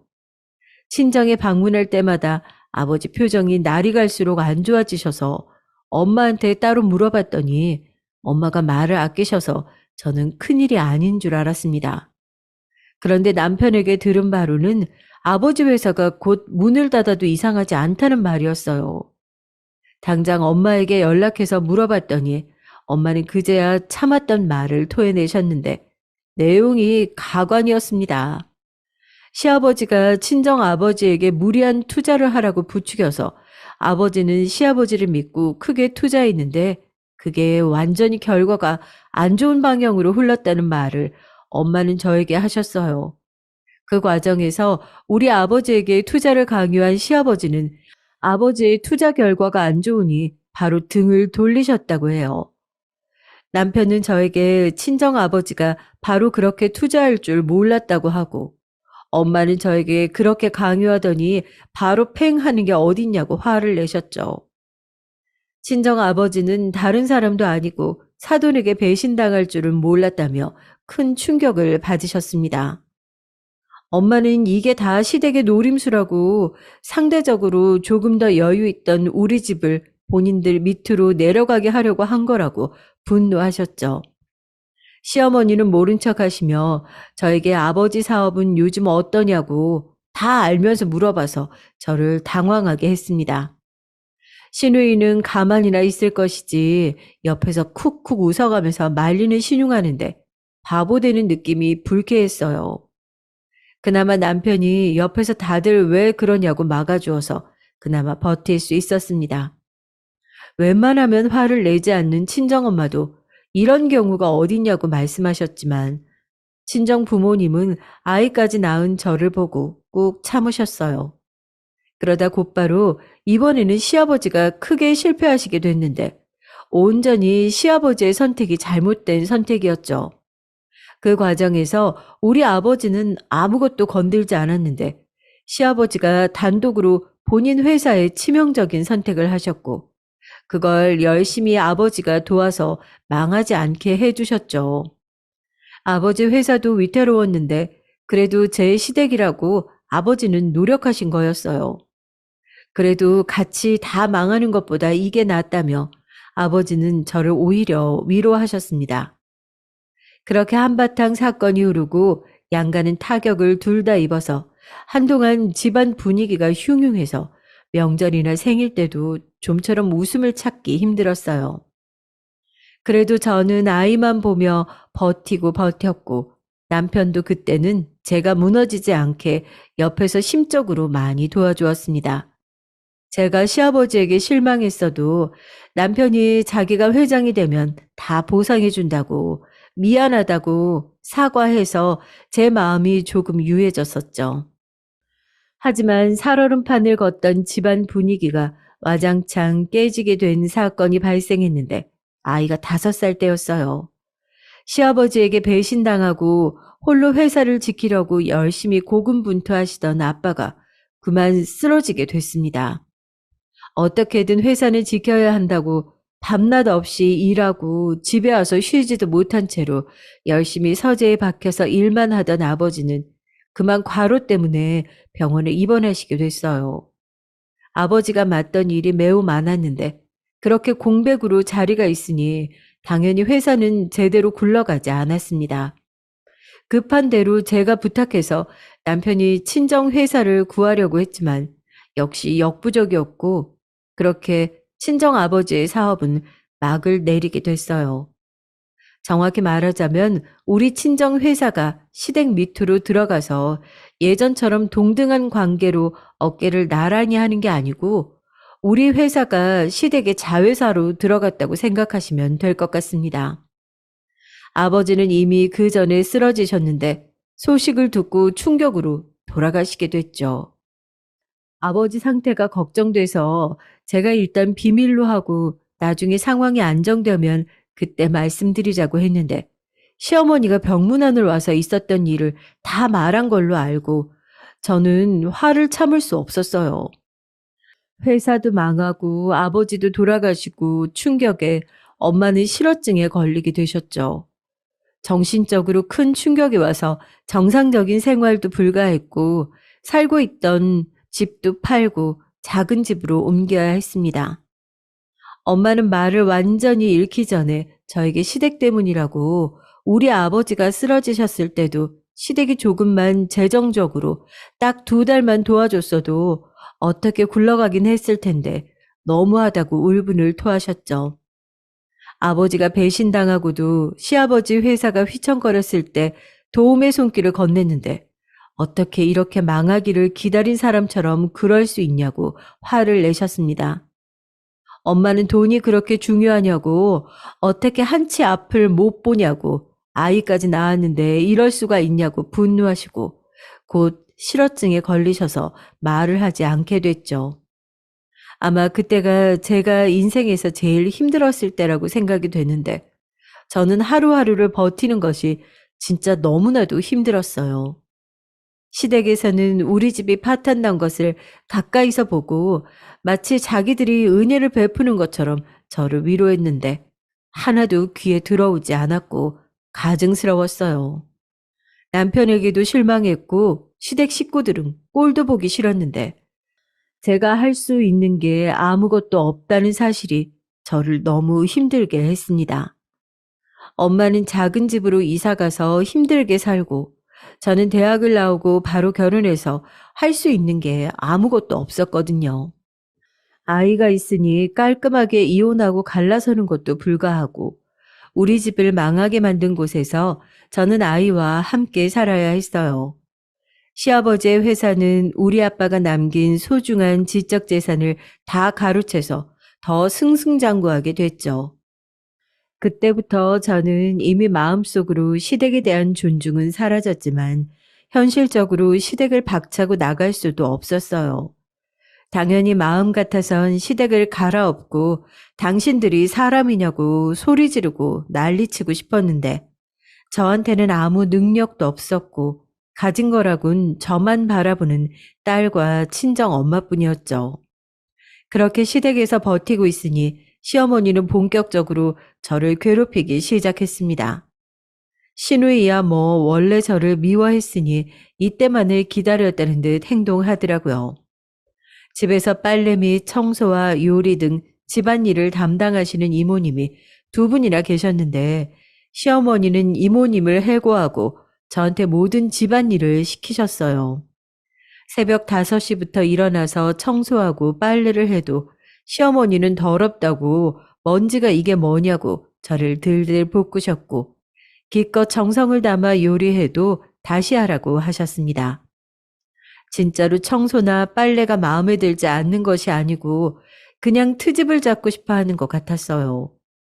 시아버지는 저한테 뭐라 하거나 괴롭히진 않았는데 그렇다고 그런 시어머니의 행동을 제지하지도 않고 그저 방관하셨어요. 어렸을 때부터 여유 있게 자라서 친정집에서도 일하는 이모님이 계셔서 저는 집안일을 태어나서 해본 적이 그때가 처음이었습니다. 당연히 빨래나 청소가 익숙하지 않았고 그래서 구박도 많이 받았어요. 시어머니는 제가 조금만 표정이 안 좋아도 싫으면 네가 나가라고 하셨죠. 당장 나가면 진짜 길바닥에 앉아야 하니까 버티고 버텼는데 시누이와 부딪히는 일도 많았습니다.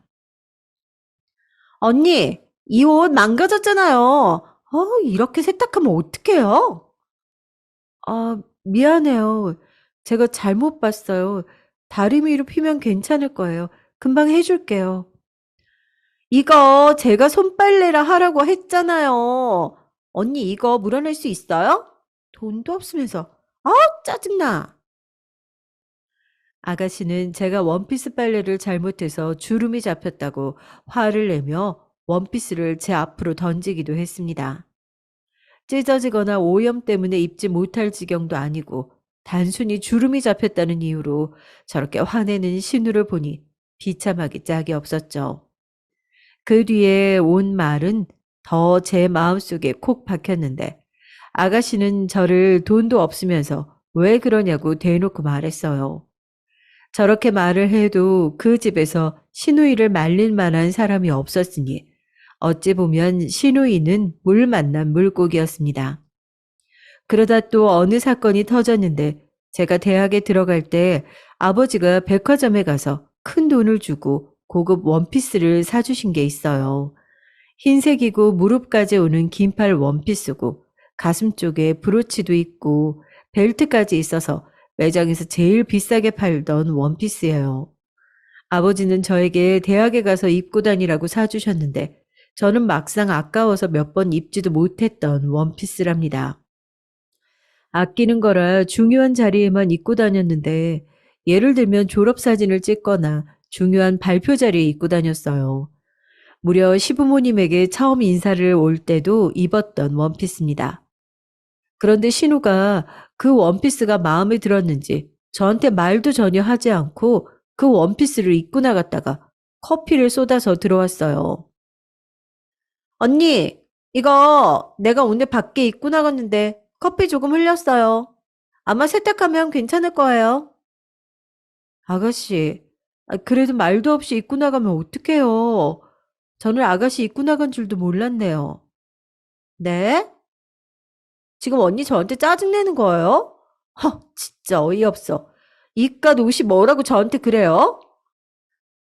옷이 아까워서 그런 게 아니고, 그래도 말은 하고 입을 수 있잖아요. 아가씨가 미리 말하면 저는 당연히 입고 나가라고 했을 텐데. 그만! 아주 무서워 죽겠네. 돈 줄 테니까 그만해요. 누가 보면 옷에 금가루라도 칠한 줄 알겠네. 아가씨는 진짜 그 자리에서 가방을 열고 지갑을 꺼내서 저에게 10,000원짜리를 던졌어요. 이때는 저도 참을 수가 없어서 지금 뭐 하는 거냐고 크게 화를 냈고 옆에서 저에게 딱 달라붙어 있던 딸은 급기야 울기 시작했습니다. 아가씨는 어이가 없다고 옷이 뭐라고 시누이한테 그러냐고 화를 내고 그 소리를 듣고 오신 시어머니도 저에게 그 옷 얼마냐고 본인이 100벌도 사줄 테니까 자기 딸에게 큰 소리 내지 말라며 저를 다그치셨죠.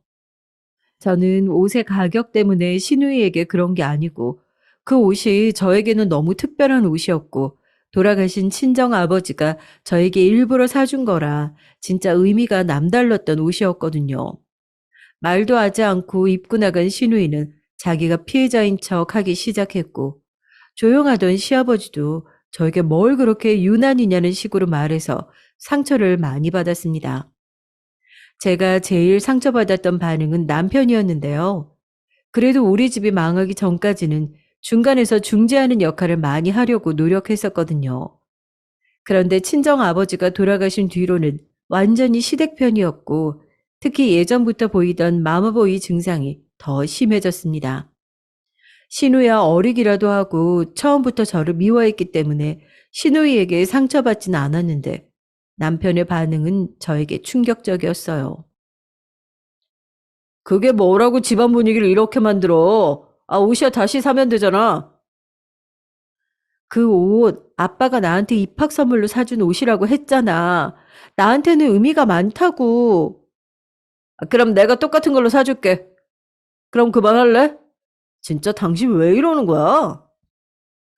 진짜 벽과 얘기해도 이렇게 얘기가 안 통하진 않겠다 생각이 들 정도로 남편의 반응은 어이가 없었어요. 남편은 제가 얘기하면 귀찮다는 식으로 반응했고, 나중에는 저리 가라고 손을 휘휘 휘젓기까지 했습니다. 남편의 저런 짓은 날이 갈수록 심해졌는데, 급기야 나중에는 바람까지 피웠어요. 심지어 저도 아는 사람이었는데 제 대학 후배였어요.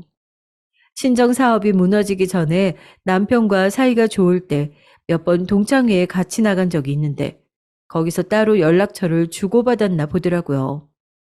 제가 큰 배신감에 남편에게 바람 피우는 거냐고 물었더니 남편의 반응은 충격적이었습니다. 어, 왜? 아니, 우리 집은 아들이 중요하다고 몇 번을 얘기해. 미정이는 자기가 아들 낳아줄 수 있다더라.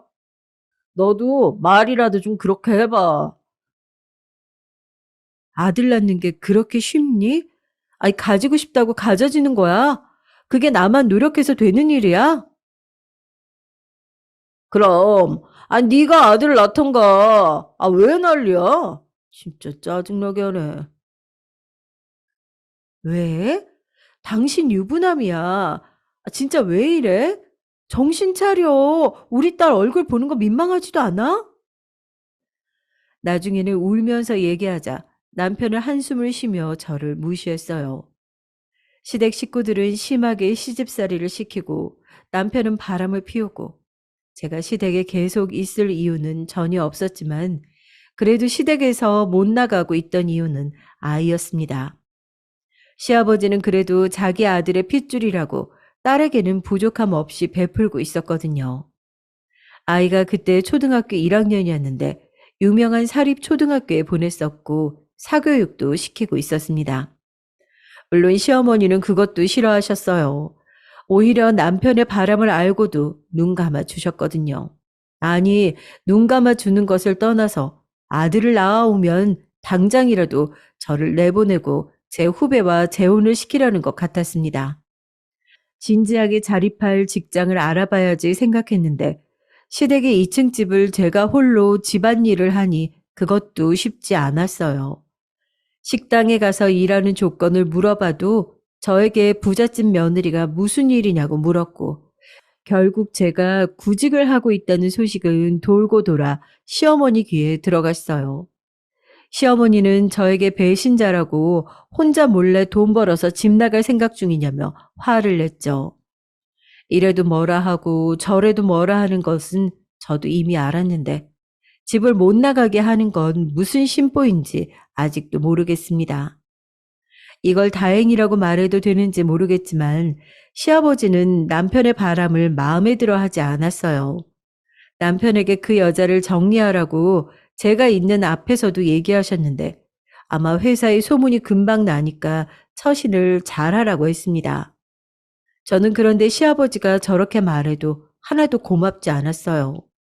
오히려 사돈 회사를 망하게 하고 덕분에 더욱 수익이 늘어서 잘 나가게 된 것은 신경도 쓰이지 않는 건지 궁금했죠. 아침부터 시어머니의 시누이의 구박을 받고 열심히 빨래와 청소를 하고 식구들 밥을 차리고 또 집안일을 하고, 그렇게 지옥 같은 생활을 지속하게 됐습니다. 그래도 가만히 있을 수 없으니 남편이 술에 취해 돌아오면 지갑에서 현금을 꺼내 조금씩 비상금을 마련했고, 제가 빨래 담당이라 세탁기에 넣기 전에 주머니를 뒤져서 아무리 적어도 그렇게 조금씩 모았어요. 시장에 가서 장을 볼 때도 조금씩 더 샀다가 다시 시장 가서 반품하고 그 돈을 모으기도 했으니 완전히 당했다고는 할 수 없네요. 이렇게 소소하게 저는 비상금을 모으며 딸이 더 크기 전에 도망가서 친정엄마와 살아야지 생각하고 있던 어느 날 일이 터지게 됐습니다. 친정엄마는 아버지가 돌아가시고 혼자 작은 집에서 혼자 살고 계셨어요. 엄마는 실어증에 걸리시고 우울증도 크게 걸리셨는데 무엇보다 식사를 많이 챙겨 드시지 않았습니다. 혼자 살기도 했고 갑자기 회사는 없어졌고 사모님 소리를 듣다 혼자 가난하게 사는 생활이 익숙하지 않으셨을 거예요. 제가 많이 찾아가려고 해도 저는 시댁에서 시부모님과 같이 살고 있어서 쉽지 않았습니다. 엄마는 그래도 제가 딸이랑 찾아가면 반가워하며 좋아했는데 그러다 어느 날 전화를 받았더니 엄마가 병원에 실려왔다는 소리를 듣게 됐어요. 급하게 택시를 타고 병원에 갔더니 빙판에 쓰러져서 크게 넘어졌고 갈비뼈가 부러지고 무릎과 발목도 다치고 온 몸이 성한 곳이 없어서 중환자실에 입원해야 한다고 했습니다. 그렇게 엄마를 입원시키고 일부러 시댁에는 말하지 않고 그동안 모아두었던 비상금으로 입원비를 대신하고 있었는데요. 엄마의 입원 기간이 늘어나자 비상금은 바닥을 보였고 더 버티기가 힘들어졌어요. 결국 시아버지에게 말을 했는데 시아버지는 친정아버지가 생각나신 건지 다행히 병원비를 주셨는데 문제는 시어머니와 시누이였습니다. 저한테 엄마 병원비가 얼마인지 아냐고, 이런 시댁을 본 적이 있냐고 매일 제 얼굴을 볼 때마다 말씀하셨어요. 아무리 구박해도 실질적으로 엄마 병원비를 시댁이 내주고 있으니 저는 심해지는 괴롭힘에도 아무 말도 할 수가 없었죠. 남편은 대놓고 바람을 피우고 시어머니는 병원비로 저를 괴롭히고 시누이는 제 얼굴만 보면 무조건 뭐라 하고 넘어가는데도 집을 나오지 못했어요. 시댁은 그때 이제 시아버지가 슬슬 경영권을 남편에게 넘기려고 하는 중이었는데 사실 되게 불법적인 일도 많이 했었습니다. 대놓고 사기도 치고 편법으로 진짜 돈을 벌기 위해 눈이 뒤집힌 사람들이었어요. 마음 같아선 당장 경찰에 신고하고 싶었는데 그럴 수도 없었죠. 그렇게 1년이 지나 시어머니는 언제까지 엄마 병원비를 내줘야 하냐고 저에게 말하며 눈치를 많이 주기 시작했습니다. 남편하고 저는 말도 잘 안 섞기 시작했고 시누이는 결혼해서 나갔는데 결혼 전처럼 시도 때도 없이 시댁을 와서 변한 건 없었어요. 사실 그때 병원에서 저에게 엄마가 수술해야 한다고 했는데 그 수술비가 몇 천만 원이 넘어갔는데도 수술을 해도 살 수 있는 기간이 길지 않다고 했습니다. 수술 성공 확률도 낮았고 그냥 나이도 있으시고 편히 돌아가시게 하는 것도 좋다고 의사는 저에게 말했는데 저는 딸이니까 자식으로서 그래도 마지막 남은 희망으로 수술을 하려고 했어요. 하지만 제 부탁을 시부모님은 들어주지 않으셨습니다. 아니, 이제까지 들어간 비용도 얼마인지 알기는 해? 양심이 있으면 수술은 하면 안 되는 거야. 시어머니는 특히 저에게 삿대질까지 하며 화를 많이 내셨어요. 남편에게 부탁해도 그만 엄마를 보내주라고 하며 돈 부탁을 하지 말라고 했고요. 우리 아버지 회사를 먹고 생긴 돈이 엄마 병원비를 다 내고도 남았을 텐데 시댁 식구들의 반응에 상처를 받았습니다. 우리 엄마가 아프게 된 이유도 사실 시댁 때문이잖아요. 원래 같았으면 우리는 행복하게 살고 있었을 텐데 진짜 원망하고 원망했습니다. 엄마는 소리를 내지 않고 입을 벌려 저에게 집에 가고 싶다고 하셨고 결국 수술을 포기하고 퇴원하고 엄마가 혼자 살던 집으로 오게 됐어요.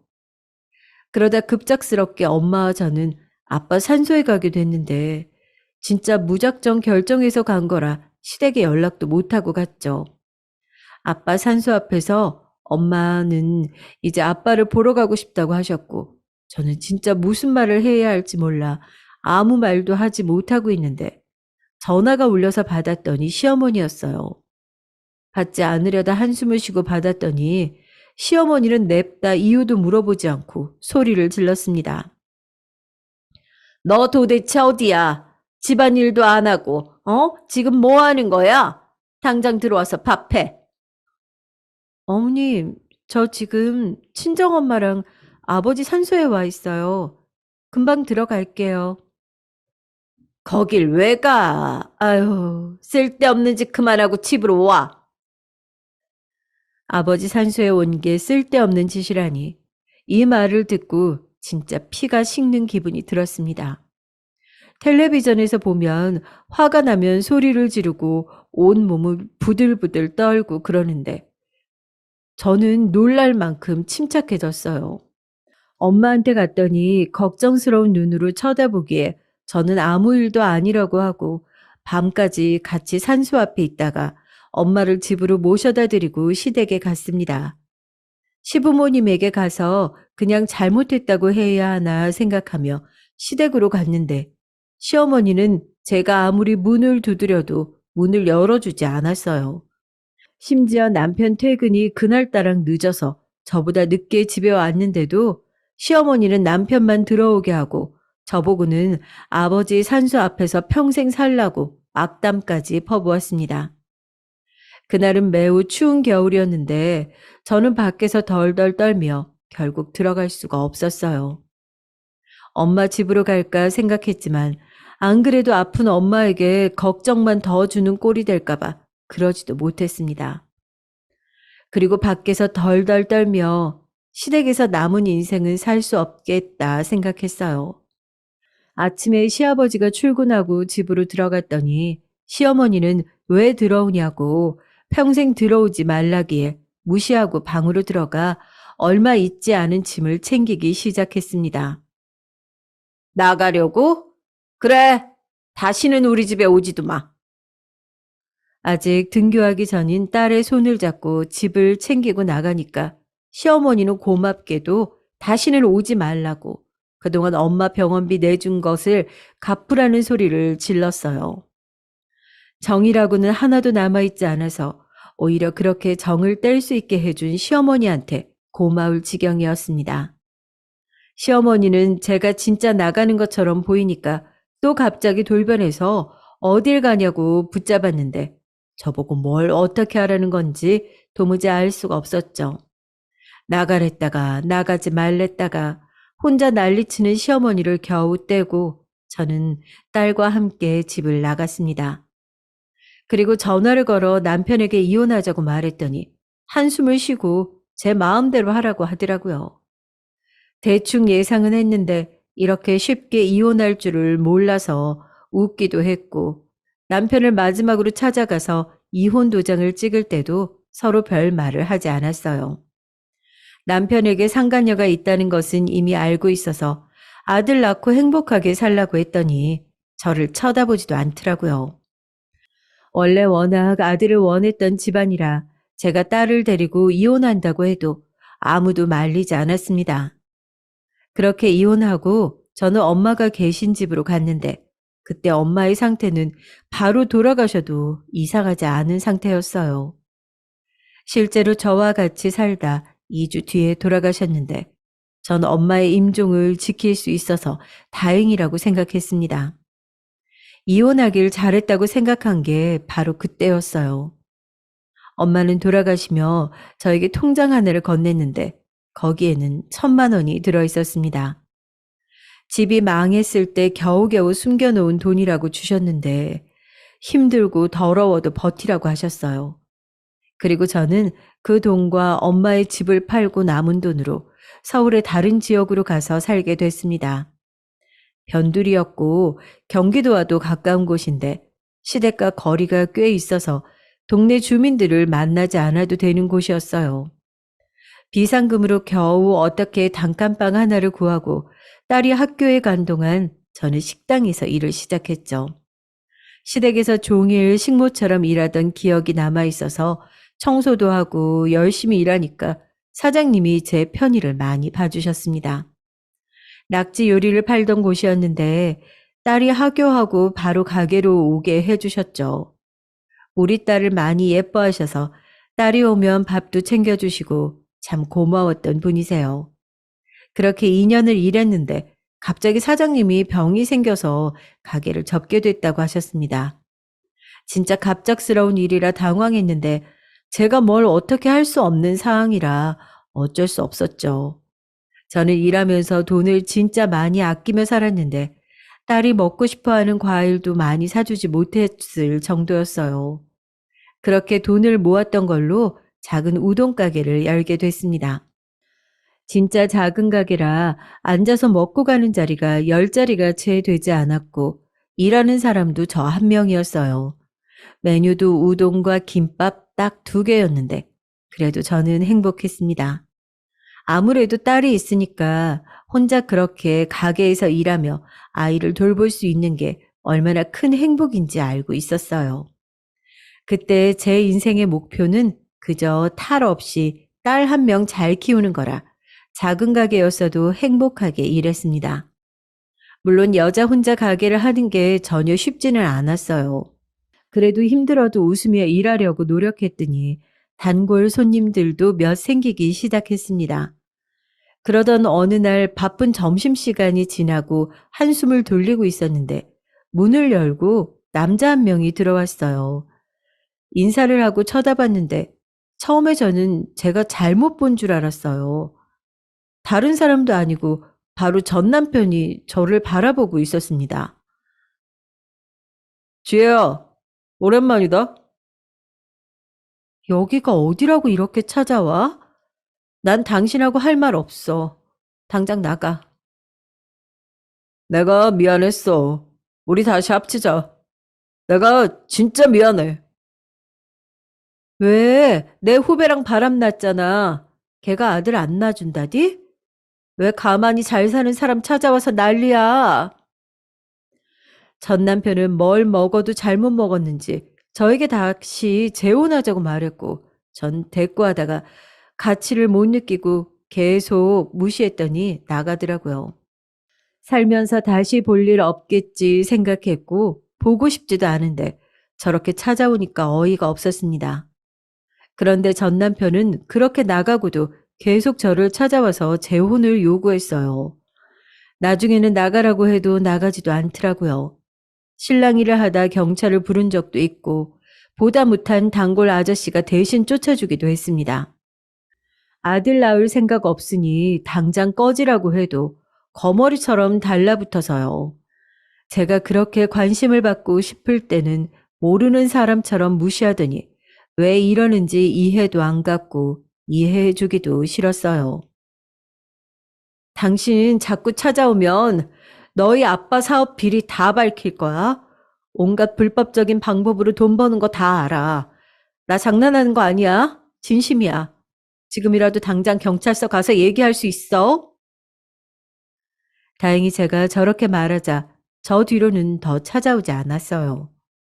도대체 어떻게 알았는지 모르겠지만 같은 서울이니 뭐 알 방법이야 많았겠죠.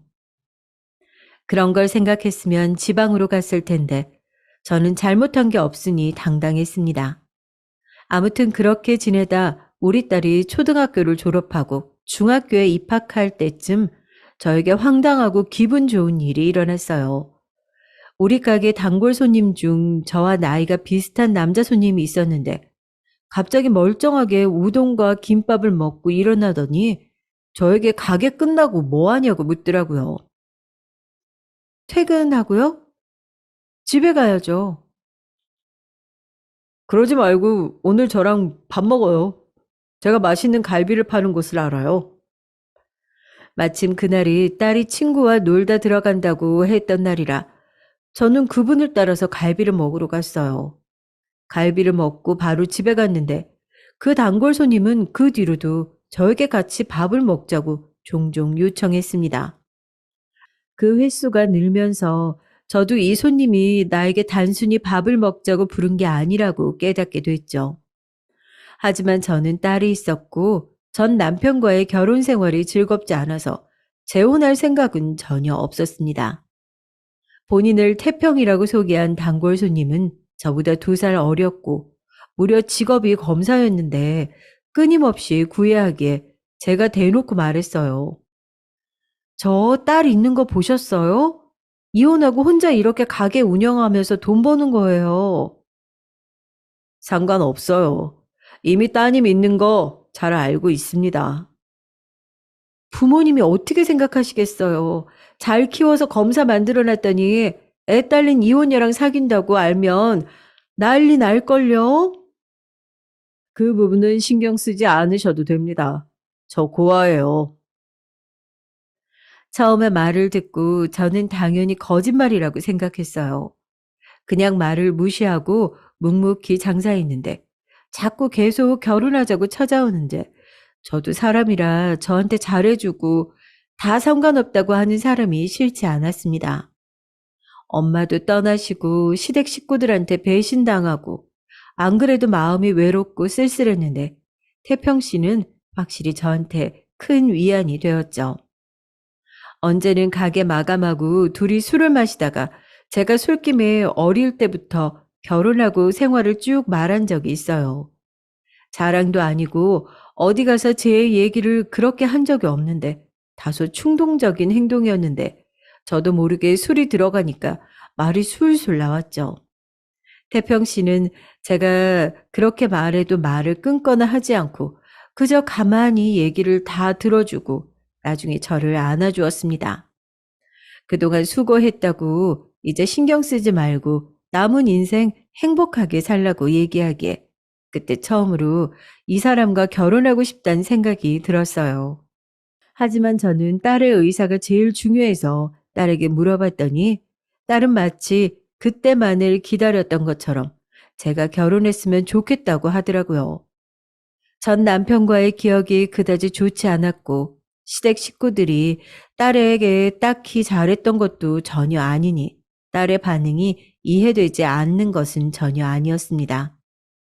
그렇게 우리는 결혼하게 됐는데 결혼 준비를 하며 알게 된 사실은 태평 씨가 진짜 고아였고 유복하게 자라다 부모님이 사고로 돌아가셔서 대학생 때부터 혼자였다고 하더라고요. 유산이 있기도 했고 본인이 공부도 잘해서 검사가 됐는데 무려 제가 첫 여자였대요. 이제까지 공부하느라 바빴고 본인의 인생이 안정될 때까지 연애하지 않고 있었는데 우연히 제 가게에 와서 제가 열심히 일하는 모습을 보고 이 여자다 싶었다고 합니다. 우리는 결혼식은 올리지 않았고 그 대신 반지를 나눠가지고 딸하고 셋이서 그리스에 다녀왔어요. 거기서 서로 진심 어린 편지도 주고받고 딸과 앞으로 어떻게 살지 얘기도 하고 서로에 대해 더 많은 것을 알게 된 소중한 시간이었습니다. 남편은 결혼하고 본인이 버는 돈이 많으니 제가 가게를 접어도 된다고 했는데 정중하게 거절했어요. 식당은 단순히 돈을 버는 수단이 아니었고 제가 인생을 행복하게 살 수 있게 만들어준 소중한 존재였습니다. 그 식당을 운영하며 남편을 만날 수 있었고 또 이미 단골도 많이 생겨서 그만두는 게 쉽지 않았어요. 사람들은 각자 사연이 하나씩 있는데 단골들이 들려주는 세상 이야기도 즐거웠습니다.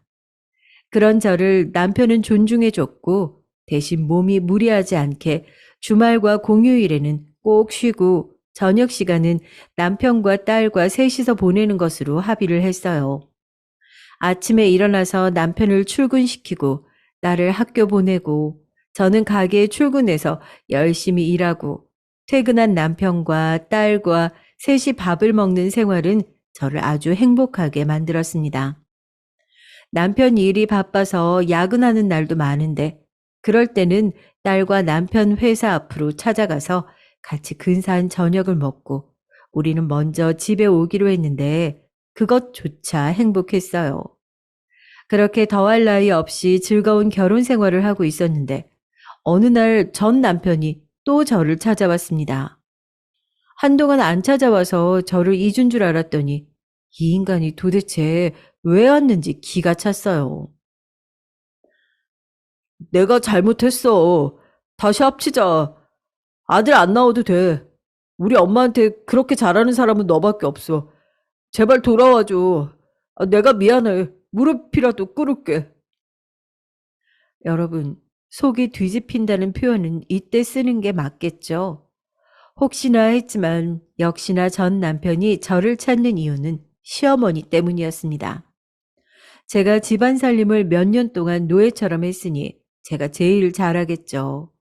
그걸 못 잊고 절 찾아와 저딴 말을 내뱉는 남편을 보니까 대꾸할 가치도 못 느껴서 그저 쫓아내고 문을 잠갔어요.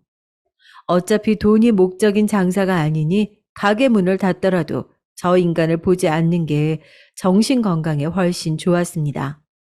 그렇게 그날은 장사를 쉬고 밤에 남편에게 있었던 일을 말하니까 남편은 곰곰이 듣더니 나중에 또 그런 일이 있으면 당장 자기를 부르라고 했어요. 그리고 다음 날이 됐는데 전날에 그렇게 쫓겨난 남편이 다시 오면 진짜 남편이나 경찰을 부르려고 했는데요. 그런데 우리 가게에 나타난 사람은 남편이 아니었습니다. 저는 진짜 기절하는 줄 알았는데 바로 제 앞에 나타난 사람은 시어머니와 시누이였어요. 이혼하고 몇 년을 못 봤는데 제가 어떻게 그 얼굴들을 잊었겠어요. 잊고 싶어도 잊을 수가 없는 얼굴들이 가게에 들어오는데 그 장면이 느린 화면처럼 보였습니다. 김밥을 자르다 멍하니 멈춰 보기 싫은 얼굴을 바라보는데 저를 보자 시누이가 특유의 업신여기는 표정을 짓더라고요. 마마보이인 전 남편이 일러서 온 게 틀림없었죠. 가게 크기 봐라. 무슨 화장실보다도 작네. 이러면서 재혼을 왜 거부해? 아니, 그러니까. 엄마, 너무 수준 떨어진다. 괜히 쫓아냈나? 그지처럼 하루 벌어 하루 먹고 사냐? 아유, 그냥 다시 돌아와라. 다 잊고 용서해 줄게. 가게 안에 있던 손님들께 양해를 구하고 내보냈는데 손님들은 다행히 아무 탈 없이 나가 주셨어요. 이혼하고 나와도 이렇게 시댁 식구들을 마주해야 한다는 현실이 믿기지 않았고 도대체 이 인간들이 저에게 왜 이러나 싶어서 뭐라고 한마디 하려는데 그 순간 가게 앞에 벤츠 하나가 주차하는데 그 차는 아무리 봐도 현 남편 차였어요. 남편은 차에서 내려 가게 안으로 들어오며 저를 바라봤죠. 여보, 이 사람들 누구야? 어, 전 시댁 사람들. 전 남편에게 찾아오지 말라고 했더니 자기 엄마랑 동생을 보냈네. 남편은 시어머니와 시누이를 가만히 바라보더니 조용히 명함을 건넸어요. 시어머니와 시누이는 명함을 받고 두 얼굴이 사색이 됐습니다. 검사라는 것을 보자 저를 그렇게 비아냥댄 사람들은 어디 가고 아무 말도 하지 못하는 모습이 웃기지도 않았어요. 그렇게 가게를 나가려는 시어머니와 시누이 앞을 가로막고 저는 남편에게 말했습니다. 여보, 요즘도 불법적인 방법으로 돈 버는 회사들 잡아 넣을 수 있지? 제가 이렇게 말하자 시어머니는 꿀먹은 벙어리처럼 가만히 있다가 갑자기 지금 무슨 소리를 하는 거냐고 저에게 소리를 질렀죠. 남편이 제 앞을 가로막자 또 태도를 바꾸었습니다. 우리가 미안하다. 다시는 찾아오지도 않고 아들에게도 말해서 얼굴 보일 일 없게 하마. 그리고 둘이 도망갔는데 저는 그걸 그렇게 내버려 두고 싶지 않았어요. 우리 아버지와 어머니가 돌아가신 이유도 다 저 거지 같은 시댁 때문이잖아요. 그래서 저만 혼자 알고 있던 시댁의 비리를 다 남편에게 말했습니다.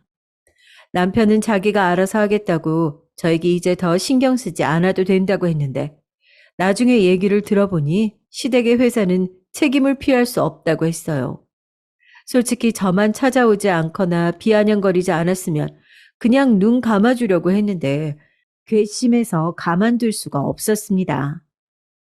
그렇게 검찰 조사를 받게 되니 시어머니는 저한테 연락 와서 미안하다고 엉엉 울며 한 번만 살려달라고 난리를 치더라고요. 시아버지도 이혼하고 처음으로 저에게 연락해서 과거에 미안했다고 하는데 그렇게 미안하면 애초에 미안할 짓을 하지 말지 생각만 들었죠. 그 과정을 거치고 부모님 산소에 갔는데 예전처럼 삶이 막막하지도 않고 이제 두 발 뻗고 잘 수 있어서 얼마나 좋은지 모르겠어요. 든든한 현 남편도 언제나 제 편이고 우리 딸도 공부도 잘하고 말도 잘 듣고 무엇보다 지금 남편과 너무 잘 지내고 있습니다. 그리고 여러분, 저 아이도 낳았는데 그렇게 시댁에서 원하던 아들이에요. 현 남편과의 아이인데 우리는 낳기 전에 아들이어도 딸이어도 둘 다 괜찮다고 했거든요. 그런데 아들이 나왔습니다.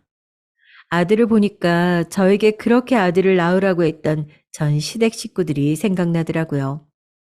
그렇게 그들이 원하던 아들도 낳고 저는 지금 새로 생긴 소중한 가족과 남은 인생 행복하게 살려고 합니다. 여러분, 다사다난했던 제 사연은 여기까지예요. 어떻게 잘 들으셨는지 모르겠습니다. 그동안 인생을 살면서 굴곡이 참 많았는데 그래도 제 인생은 해피엔딩으로 마무리할 것 같아요. 제 얘기 들어주셔서 감사합니다. 여러분도 가족들과 행복한 인생 살기를 진심으로 바랄게요.